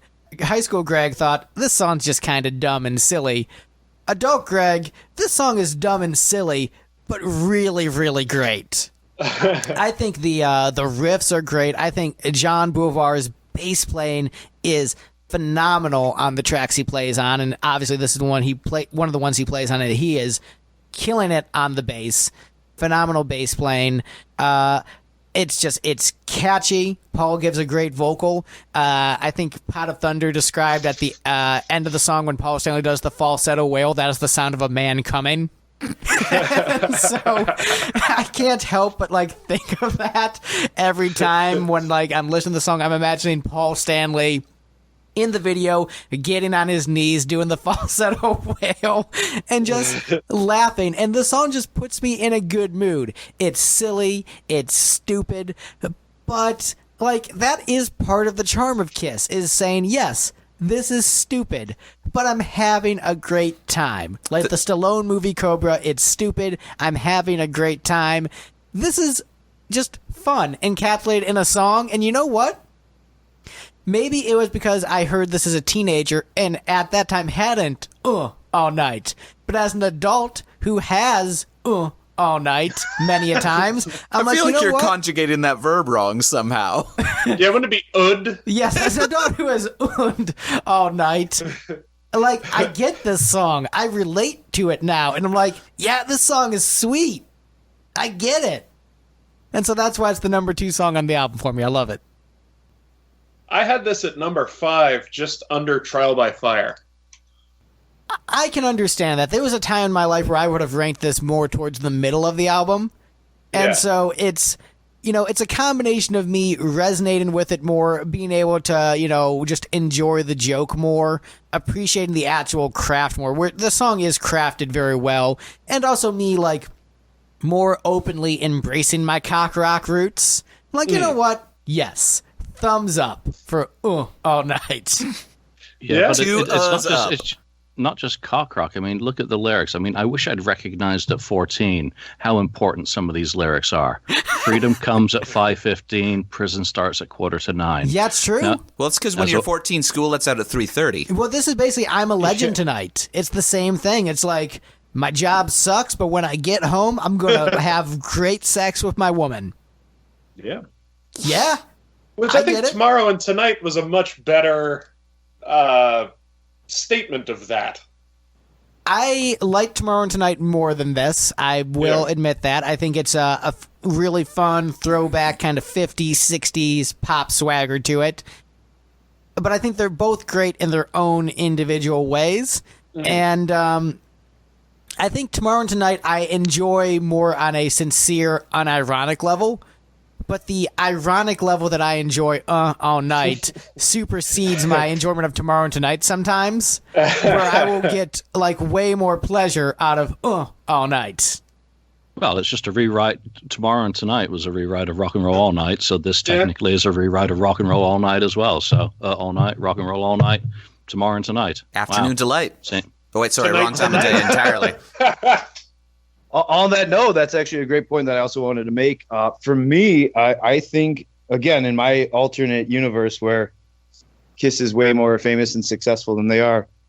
Which is like, How especially- famous and successful do you need them to be? They're doing pretty way, well. Way bigger. Yeah. I get it. But that's just how much I love Kiss. I feel like that's also their alternate universe.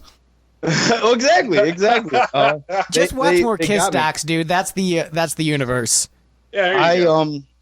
When I mentioned All Night being a staple in the 80s, to me, I think it would have been an awesome closer. I would have loved to have seen them do maybe like end the main set with Rock and Roll All Night and then come back on and do a couple encores and have All Night totally close the thing. I that's what I'm saying. I would have loved to have seen it been like their big song from the 80s, their big, like, catchy, anthemic, like, crowd pleaser, concert closer, radio song. I don't even think it's their best song in the 80s, but I think for that purpose, I would have loved to have seen it be a legitimate 80s hit for them.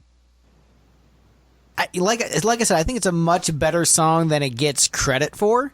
Like, I think this song, did deserve to be probably a concert staple. I think it's that good. I think it's a song where I didn't realize how good it was until years later, where, I get it and I don't.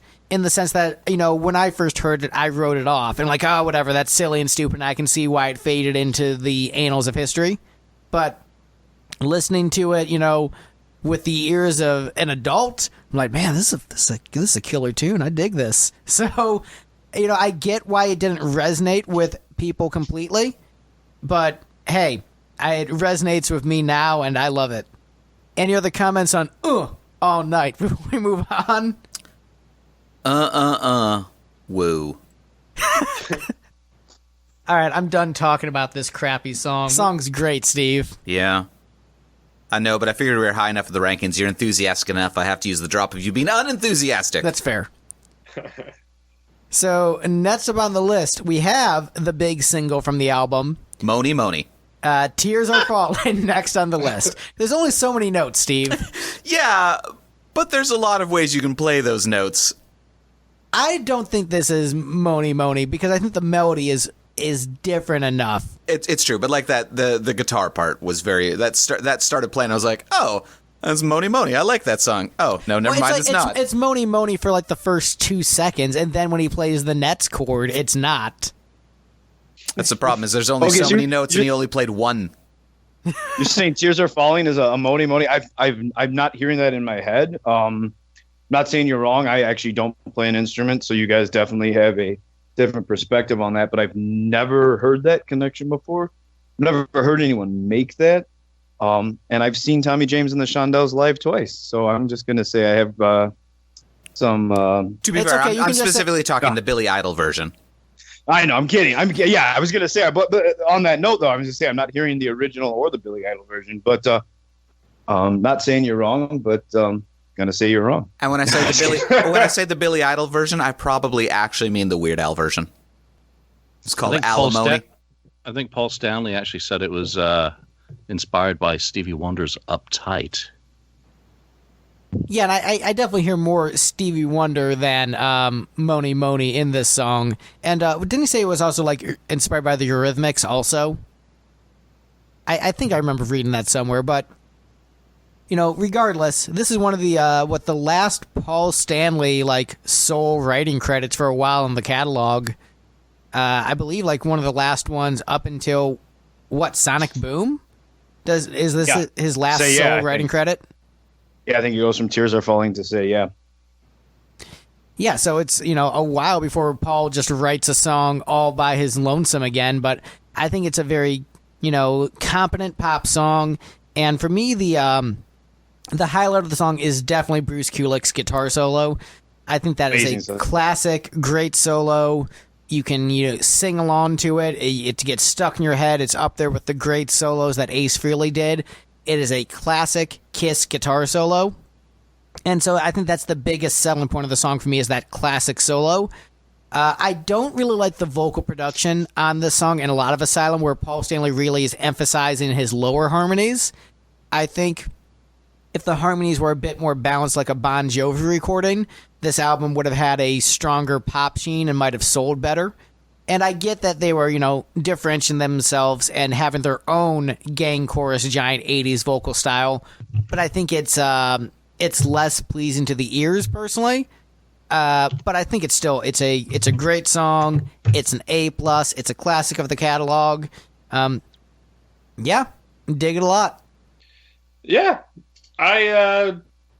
it's weird. I ranked this as number 3, but yet I also don't really have anything to say about it. It's just a great pop tune, and it's very well done. And they're playing it on the current tour, right? No, they're not. They're doing Hide Your Heart. Hide Your Heart. Okay. Yeah, I think they may have, I'm trying to remember now if they did it in Kiss Rocks Vegas or no, they didn't do it on the cruise, but they have done it in the past decade. Rock the Nation tour 2004. They certainly did it. Yeah. This is one of those songs that I really, really, really want to hear the demo for. I love this song. Again, this is the song that made me a Kiss fan because this is the video that was in rotation in late '85 when I got into the band, and it's the reason I bought Asylum on my birthday that year. So I've always been fond of this song. Is it a fantastic song? Yeah, I think it is to this day because of that connection with 14-year-old me. The video, the girl, the stage in the video as well, all the visuals come back to me. So I love this song to pieces. I'm glad it's top 3 for everyone else as well, or nearly everyone else. I did it too, yeah. According to math. Yeah, I had it as 4. I mean, yeah, even Steve had to rank this like towards the top. No, I mean, yeah, it's a catchy enough song. I've just like I have to say snarky things about Kiss songs. I can't not snark about Kiss, you guys. That's fair. I mean, you can't not snark about any band that we do. It's true. Every band that we do. Except Gojira, you were pretty positive. Oh yeah, towards. just Gojira. Well, I had to defend them from your slander, Greg. Yeah, my slander, Yes. quote unquote. Look, you're the one who has more legal training than me. You're the one who gets in trouble if you misuse these terms. That's fair.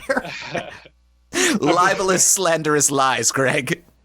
I mean, is it slander to say that Gojira is not very melodic? I'm not a lawyer, but I'm going to say yes. Okay.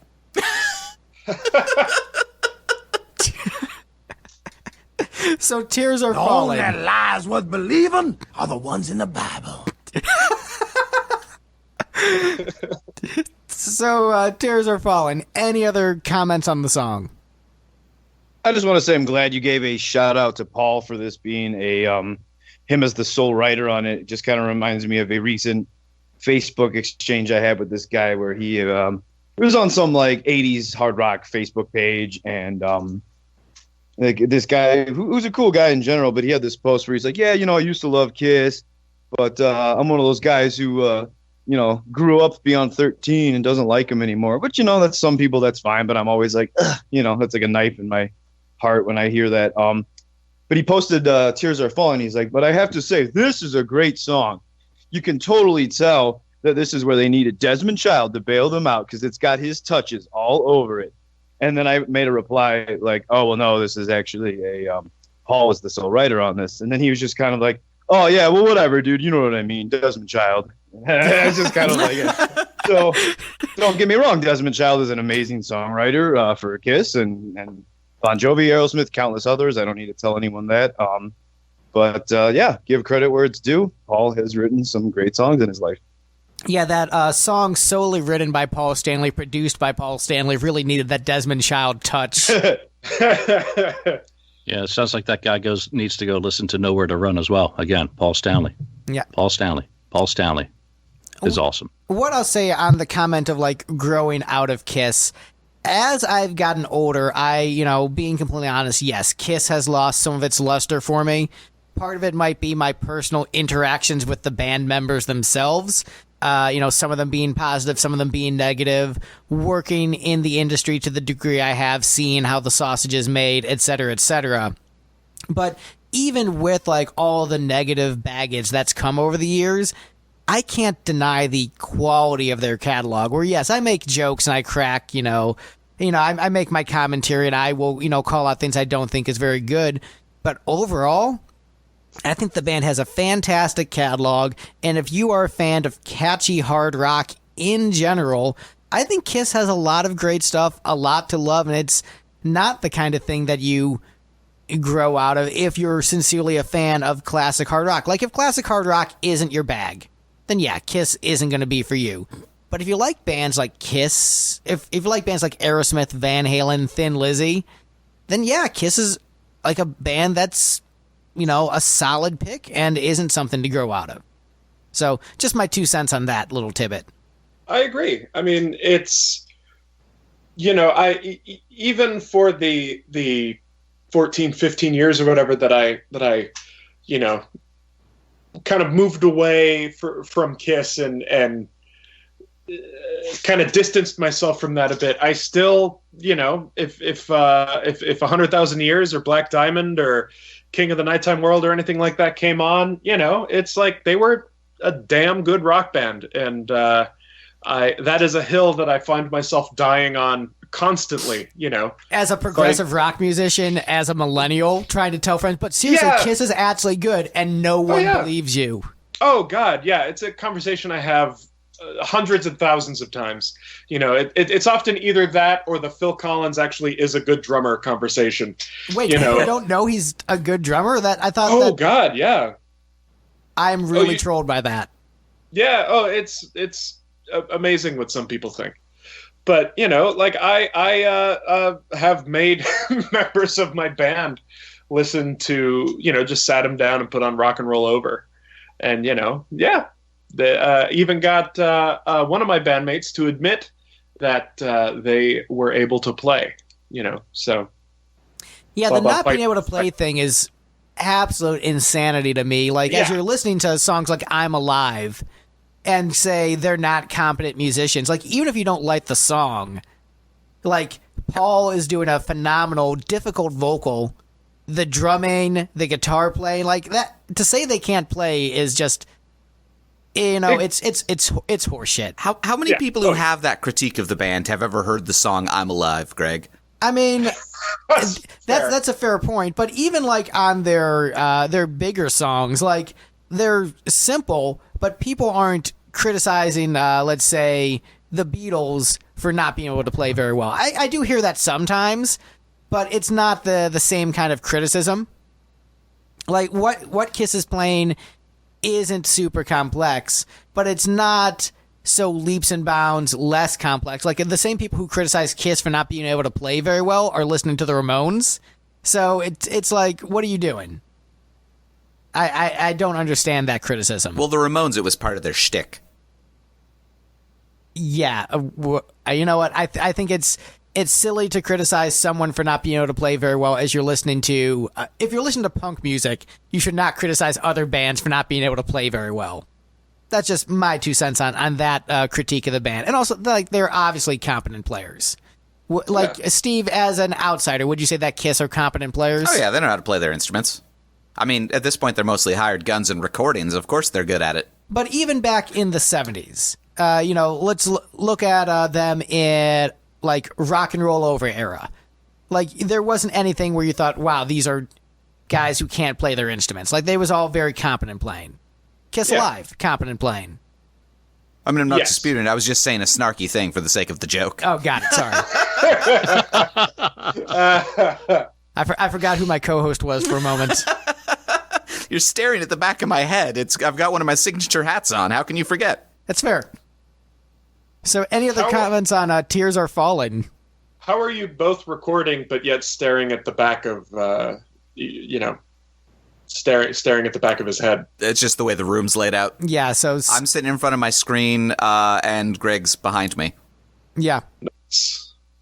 There are many microphones, many screens. Someday we'll do a behind the scenes of here's how how Lipstick records podcasts. Here's how Kiss records podcasts. In Steve's house, it's weird. Yeah, like Gene Simmons keeps coming over to Steve's house, eating all the cookies in the fridge, harassing Steve's female friends that comes over. Gene Simmons always eating my cookies and harassing my friends. Trying to have them killed in the 70s. Right. So they yeah, don't call him Cookie Monster for nothing. Yeah, speaking of things that are dated, that trying to get them killed in the 70s thing is definitely not going to date this episode. Yeah. All right, so next up on the list, we have the number 2 song on the album, which some of us correctly ranked at number 1. Next up on the list is Who Wants to Be Lonely? Oh, really? Nice. Huh. All right, nerds, listen up. Look, I am not ordinarily the type to talk about hot chicks in videos. I am normally, try to be a little bit classier about it. But damn, the chicks in this video, they're hot. There are some hot chicks in this video getting sprayed with water and hoses, and it is awakening my base instincts, and I feel like a bad person for it. But also, damn it, this song is catchy as hell. It's got that R&B groove. John Beauvoir killing it on the bass. Fantastic Paul Stanley vocal. My favorite Paul Stanley outfit. But taking the video out of it, this is just a fantastic, perfect, catchy pop rock song with amazing groove, good lyrics, which kind of makes the video a troll because the lyrics are actually really, really good and heartfelt, and then the video is just kissed with hot chicks, and like, damn it, guys, you had a video that could be classy, and you blew it, but also I love the video, so I don't completely hate them for it, but I love this song. One of my favorite Kiss songs. It's great. I put this as my number one for the album for many of those same reasons. Well, I haven't seen the video, but Oh my goodness, my friend, you need to see the video. Like, I do. YouTube that, put it on mute right now, and just you make sure no one is around to see your erection. Because look, the chicks in the video are hot, and Paul Stanley in that video is even hotter. I do appreciate the fairness of him also getting in the shower towards the end of it. Right. Like, see, we're spraying Paul down too. Yeah, no, Kiss and we're doing everyone a favor by not spraying Gene down. Yeah, and also Bruce got wet too. So really, like, it's just the rhythm section. They had to keep the rhythm, held down while everyone got wet. But yeah, no, this song is great. I adore this cut. Really, the person to ask about this song, it appears, is Mike. Okay, yeah, I was just going to say, I think I'm the odd man out, and I was just going to ask. I had it at number 6, so no one had it lower than that. Everybody else had it in top 2. Top 2, yeah, see, well, again, I've kind of mentioned throughout the podcast here, I love Asylum. Walsh. I'm a huge Asylum fan. Walsh. It's one of my favorite Kiss albums, so I'm guessing I probably like it more than most or all of you. So, in my perspective, I love the album, so I do love Who Wants to Be Lonely. But for many years, I have kind of thought that it's one of those awesome Kiss songs, but that fans kind of like on message boards and stuff, I've always kind of felt like they overrated a little bit compared to songs that they hate that I don't understand why they hate those songs. A couple of you had mentioned about Trial by Fire, that sometimes it's maybe a little too slow, a little plotting. I kind of get that from Who Wants to Be Lonely. I mean, I guess I feel like Tears Are Falling was kind of like the mid-tempo Paul song, kind of that commercial song on the album. So Who Wants to Be Lonely is great, but it's not a ballad. It's there. It's a great song. I like it a lot, but it's one that to me in Kiss circles, I think is overrated.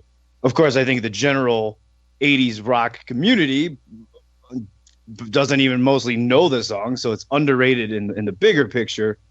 But it's one of those where I think Kiss fans get a little overzealous for it. Although clearly, based on this, I'm definitely in the minority.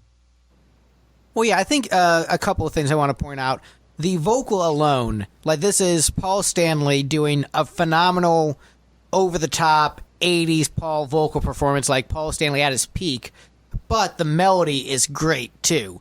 Yes. A lot of the criticism we've had in other Paul 80s songs, mostly from Steve, is that the melody isn't very good, but he's just trying to show how high he can sing. Yep. This is him justifying his excellent range with a great melody that's utilizing those tools very well. And as you're talking about it being a little bit more slow, I think Tears Are Falling is a slower song than this, and this song really benefits from having like an R&B style groove. So the song that comes to mind as a comparison would be You Give Love a Bad Name by Bon Jovi, where Desmond Child said if you guys play an R&B groove with your heavy electric guitars, that's going to be a super commercial sound. And people are going to, lock into that groove, want to dance to it and rock to it at the same time. And that's kind of what I get from this song, that R&B groove with those heavy 80s guitars and the big sing-along chorus. And so I think this song is just a resounding success. Like, once again, take the video out of it. I think the video actually maybe hurts the song in some ways because, like, this is a really respectable song from Kiss. Like, this is a song where you could play it for someone and be like, wow, I didn't know that Kiss had good lyrics and could, perform as well as they do. And, then the video is like, oh, but there's got to be the hot chicks. Like, damn it, Kiss.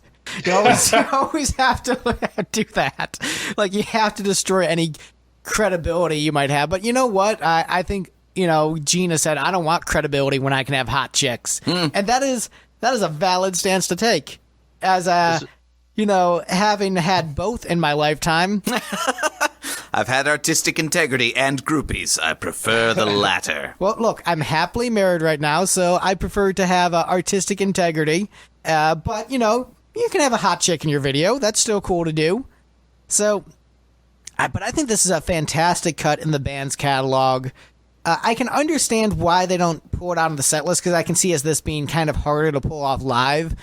because it really benefits from that big 80s vocal production. And so live, those big 80s sing-along choruses from the band don't work as well.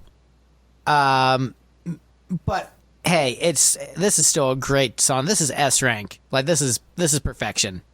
This is pop perfection. That chorus is masterfully sculpted. It's just such a.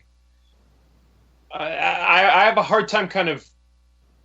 It's so wonderfully designed and beautifully packaged, and then when you open that package, what you find inside is also very nice, which doesn't happen with every kind of very commercial sounding 80s rock hit.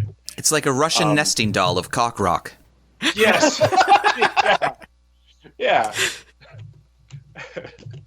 I will say, you guys are all definitely, after this podcast, you're making me want to be, the first thing I go and do is listen to this song with new ears, a new perspective. Again, a song I've known for like 20 years and a song I really respect.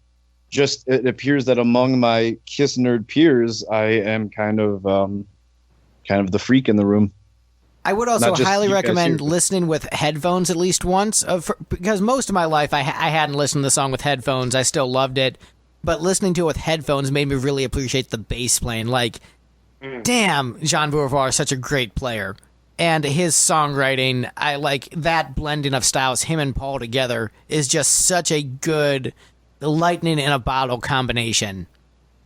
Well, and the way that Beauvoir and Carr played together. Oh, yes, absolutely. Just an amazing rhythm section.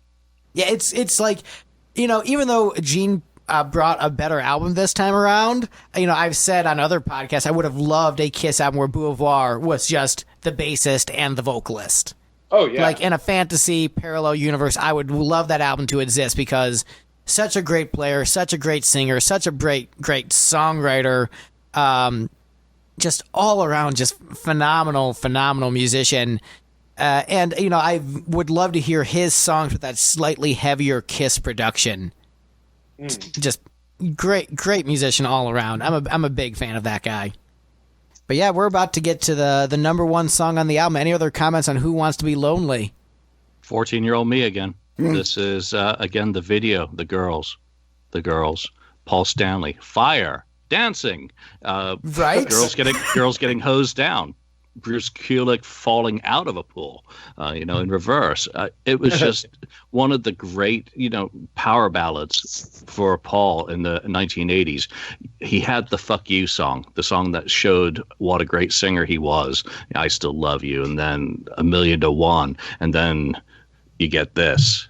It's just absolutely stunning. To this day, this song makes me smile because it's, again, right back at the beginning of my personal history. Seeing Bruce play it on the Kiss cruise, he can play it, and Todd could sing the hell out of it as well. It does come across very well live, though obviously it does seem to be quite difficult to perform. So number 2, without a doubt, no problem whatsoever. Fantastic song. Love it to pieces. And I've been watching the video on mute while we've been talking about it. So that's why you've been so quiet. I just watched it myself as well. It is a well-produced film. But it sounds like they're just sort of euphemistically dancing around what they're actually watching the video for. Yeah.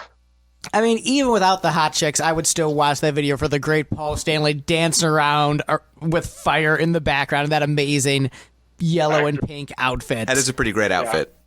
So this is all around. I think this is one of the songs you can point to a non-Kiss fan who thinks Kiss doesn't have musical talent and say, listen to this and tell me you think the band still is not at least talented. Whether or not you don't like it, you can't listen to Paul Stanley's vocal on this track and say, oh, that guy's a hack. Like, you just can't. That is a phenomenal vocal. Yeah, play them the song first with headphones, like you said. Don't show them any visuals. If they've never heard of Kiss, play it for them, and then show them the video. Ask them their opinion after they've heard it, then ask them their opinion after they've seen it. I bet it changes, because a lot of people judge this album with their eyes, not with their ears. I mean, yeah, it's kind of a bad album cover, let's be honest. This is not the peak of Kiss album covers. I get it. Like, oh, Andy Warhol, we're from New York. Like, I get it. It just didn't turn out very good. But anyway, less about the visuals, more about the music. Let's get to the number one song on the album. So going through the ranking in order.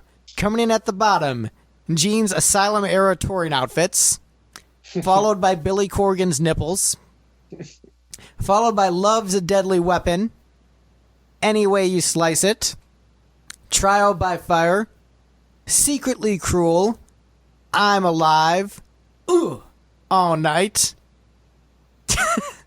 Tears Are Falling, Who Wants to Be Lonely. But the best song on Asylum, as voted by this panel of experts and Steve,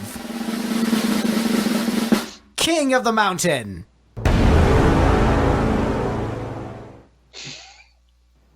Although I think at this point, Steve, you're a Kiss expert. I'm going to call it. I mean, I have listened to like 15 of their albums. Yeah, I'm calling it. Kiss expert, Steve. Yeah, I'd say that. Sorry, go on. Oh, no, I was just going to say this is, I think, well-deserving of being number one. You know, I had it as number two on my own personal list, but it's a great 80s metal tune. The playing on it is really great. There's that great little piece that's of in the guitar solo that's just Eric and Bruce. That you can tell Gene and Paul kind of went, nah, neither of us kind of want to learn this, so why don't we just have it be this little unison thing between just the two of you? And yeah, it's just a well-crafted, well-made 80s metal tune. Yeah, I was going to say, I love that it's at number one. Obviously, I had it at number one, although I am shocked. I kind of thought that I didn't expect hate for it, but I did kind of think that overall it was probably going to end up somewhere more in the middle. So I'm very pleasantly surprised that I'm not alone on that. It defines the album for me. It obviously it gets the album off to a great start. It definitely defines like 80s Kiss for me, and even in a lot of ways just kind of defines Kiss as a whole for me, even though it doesn't really sound like classic Kiss or anything like that, but just the mentality of it and everything. And Gavin, I'm so glad you mentioned that cool little drum and guitar part, because I absolutely love that. Yeah, it's unique, but it's not out of place. It's just enough to kind of make you go like, oh, whoa, cool, yeah. Yeah. Yeah, and even Kiss expert Steve ranked this as his number one. It's true. I do like. I kind of like how this bookends the ranking with Radar for Love, in that Radar for Love compared unfavorably to Radar Love and Black Dog, whereas this one, I saw the name and I was like, all right, well, it's got fierce competition from both In the Hall of the Mountain King and as well as Midnight Oil's King of the Mountain, which was what I was listening to a ton as a middle school and high schooler. But it did compare pretty favorably to those. Like, I enjoyed the bass line. The gang choruses sound good. I think Paul has finally by this album, has sort of learned how to sing in that high register in a way that's, melodic and interesting, and not just, look how high of a note I can hit, but it's actually like, here's a pretty sweet tune at high notes kind of thing. So yeah, there's a really good song. Plus, I was feeling really positive about it because it wasn't pop punk 12 Days of Christmas. Like, this was the first thing I heard that day that wasn't bad pop punk covers of boring Christmas standards. And also, this had that sweet Steinman-esque breakdown after the solo. Like, that was just very just epic and cool. I mean, so I actually ranked this the lowest out of all of us, where I gave it 7 points out of a possible 10. And it's weird because I used to love the song a lot more than I do, and just over the years, for some reason, it just doesn't grab me the same way it used to, where a lot of the other cuts on the album still give me that visceral gut reaction. And this song, it's like, I remember loving this and thinking it's awesome, and I'm still enjoying it, but it's not like striking that chord with me the way it used to. But when I listen to it objectively, I'm like, yeah, this is a great bass line, the drums are great, Paul's vocal is great, I love the breakdown, love the solo, love all the individual components. Just something about it doesn't grab me as much as it used to. I still ranked it towards the top. I still think it's great. And it might just be, the zone I'm in my life where for some reason King of the Mountain doesn't click with me as much as it used to. But I'd still say it's a great song. I'd still say it's S rank, and I'd still say it's one of the best cuts in the catalog. King Mountain Zone is my favorite Sonic level, too. Yeah, it's a great one. It's like a Strutter for the 80s for Kiss, if you think of the intro. Oh, yeah. And it's such a bombastic intro. It's fantastic. I mean, it just starts with that, and it's a declaration of a band that suddenly found itself. Maybe they're happy that Bruce is in the band. Maybe they've come off that Animalized tour and sold nearly 2 million records and finally feeling like they're, legit again after years of challenges. But Paul Stanley, it's the Paul Stanley anthem that I like. It's got a message. It's got a never give up, never surrender. But it's also got that same sort of kind of Strutter feel to it, which is evident in the intro. Number one song on the album. From the moment, I picked up that cassette, put it in my deck, again, takes me back to when I was a kid. So, love it. It's interesting that you mentioned this almost being similar to kind of like the Strutter drum fill, because I had that same feeling about the opening of Creatures of the Night, too. So you've got three kind of important moments of a band finding itself with iconic drum intros. Yeah, that's a good point. And in my opinion, which I feel is maybe a slightly hot take on this episode, but not a hot take overall, I vastly prefer Strutter and Creatures of the Night to King of the Mountain. I do too, yeah. And I think King of the Mountain, it's still great. And the thing is, I remember how much 14-year-old me dug the hell out of this song. And I think that's never going to go away, where even if it lost like a little bit of its luster, like, I'm still never going to dislike the song or hate it or think it's a bad song. I'm always going to think it's a great song. But unfortunately, I just like All Night better as an adult. That's just how it goes sometimes. You didn't rank that as number one, did you? No, Who Wants to Be Lonely is number one. Come on, I'm not a savage. Okay, good. No, All Night is number two. Oh, okay. Yeah.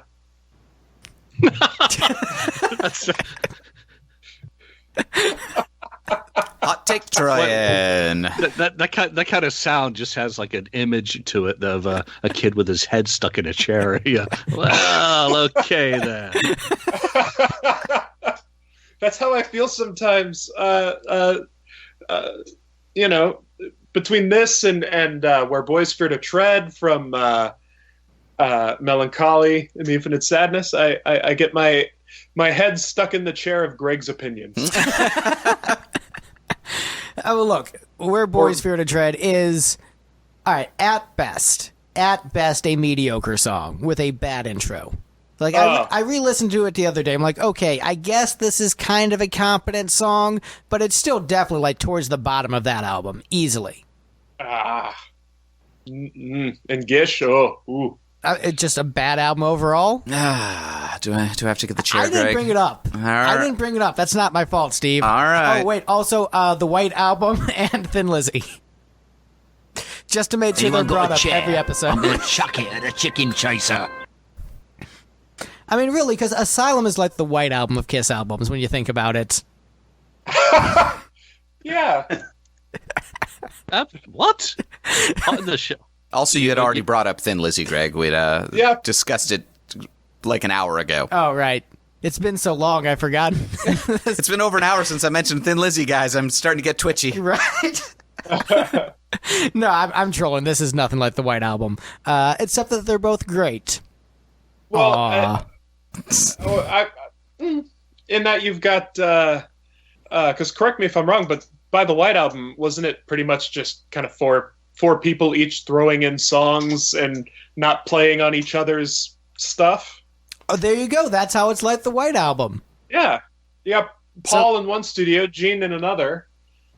There you have it. It's official. Kiss Asylum, just like the White Album. Oh, I thought that's what you meant. I didn't recognize it as a troll. Yeah, no, it actually was a troll.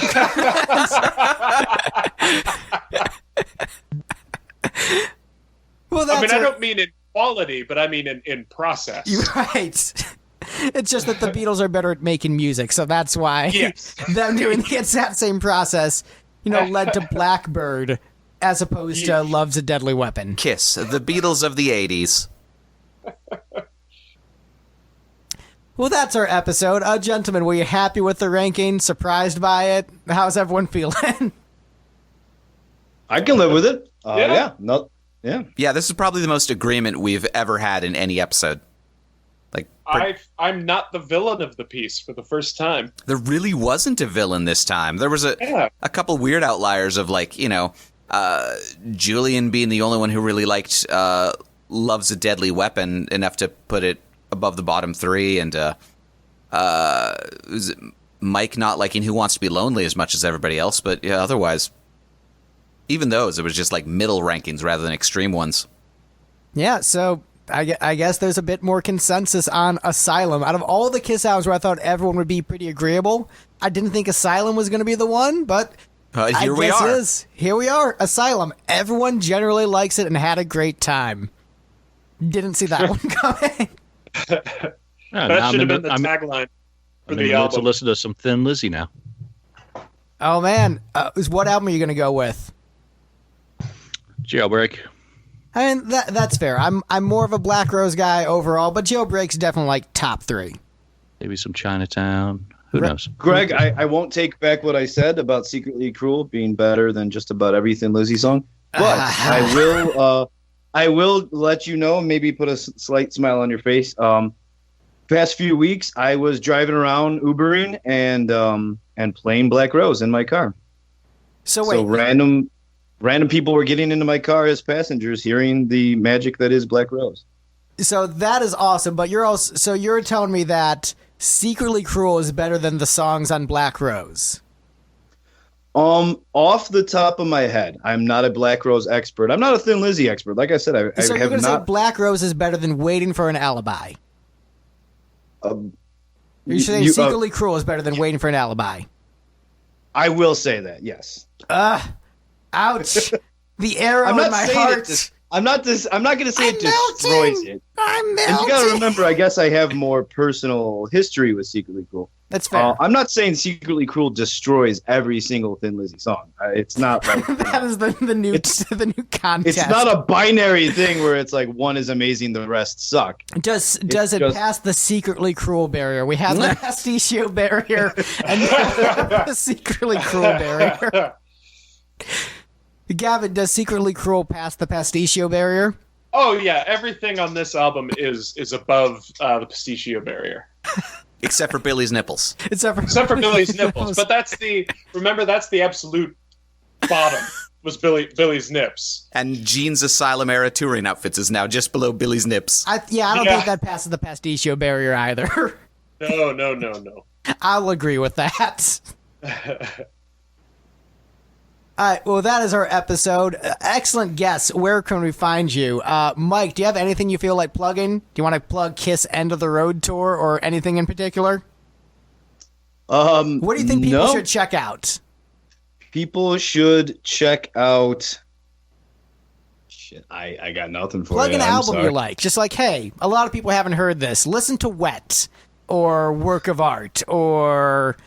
Vince DiCola, whatever you want to recommend. Yeah, Vince DiCola. Sure. A random thought. There's a band, they've been around now for probably over 10 years, but they're called Crazy Licks, Lixx. And they're even a band that I feel like I didn't dismiss them because I've always liked them. But yeah, on the surface, you might just think they're just kind of like a modern day sleaze hard rock band. But they've released a number of albums now. And when you look at their body of work, at least as a band in the last 15, 20 years, for that 80s hard rock style, I think they are consistently releasing some really good stuff. So anyone who might like that kind of thing, give them a spin and actually check them out. And if you don't like a song or two, try a few more, because they really do have a good body of work for a modern day band.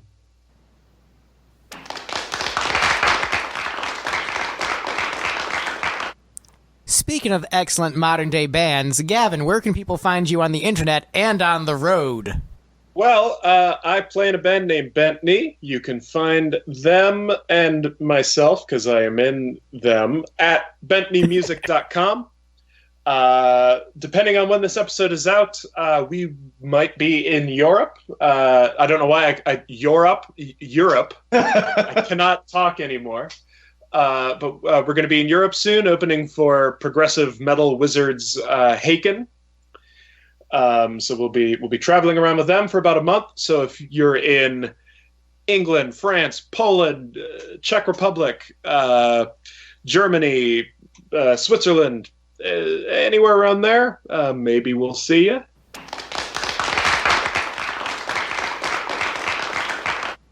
And Julian, where can people find you on the internet and your excellent literature? You can find me at KissFAQ.com or KissFAQ on YouTube and Facebook.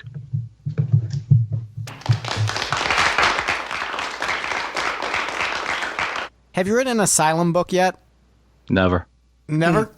You got to No. get to it, man. That's like the missing piece, like the missing No. link. No. No.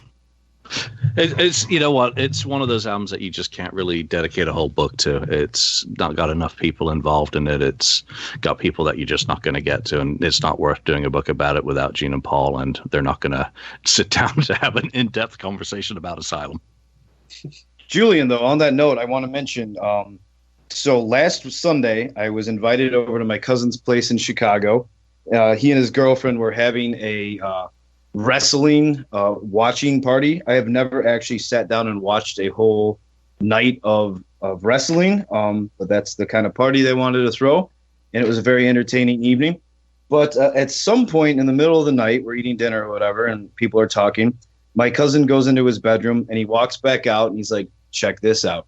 And I knew that it existed, but it was just cool to see in flesh. It was your Crazy Nights book that he had just recently purchased. So, Oh, wow. Very cool. yeah, Well, do super- thank him on my behalf. Appreciate it. I will, yeah. And Steve, where can people find us on the internet? They can find us at lipstickgeneration.com and by searching Lipstick Generation on most other platforms that they may be using. And I saw you were looking at Intense Transmission from Hell. That is one of the best titled Kiss albums, which unfortunately is just re-recordings of old songs. But Right. man, what a great name for an album, Intense Transmission from Hell. That is a pretty intense name. All the Hell series releases in Japan all had amazing subtitle names. Right? Yeah, wasn't it Hotter Than Hell was the Mask of Hell, I think, or something like that? Or Scream from Hell? Yeah, either I don't know offhand, but man, Intense Transmission from Hell, like that's got to be like top 10 just album titles ever. Like that's pretty sweet. That is badass. But yeah, we're at lipstickgeneration.com. We sound like hair metal, so if you like this, you'll probably enjoy it. Have a good one, folks. Bye. Peace.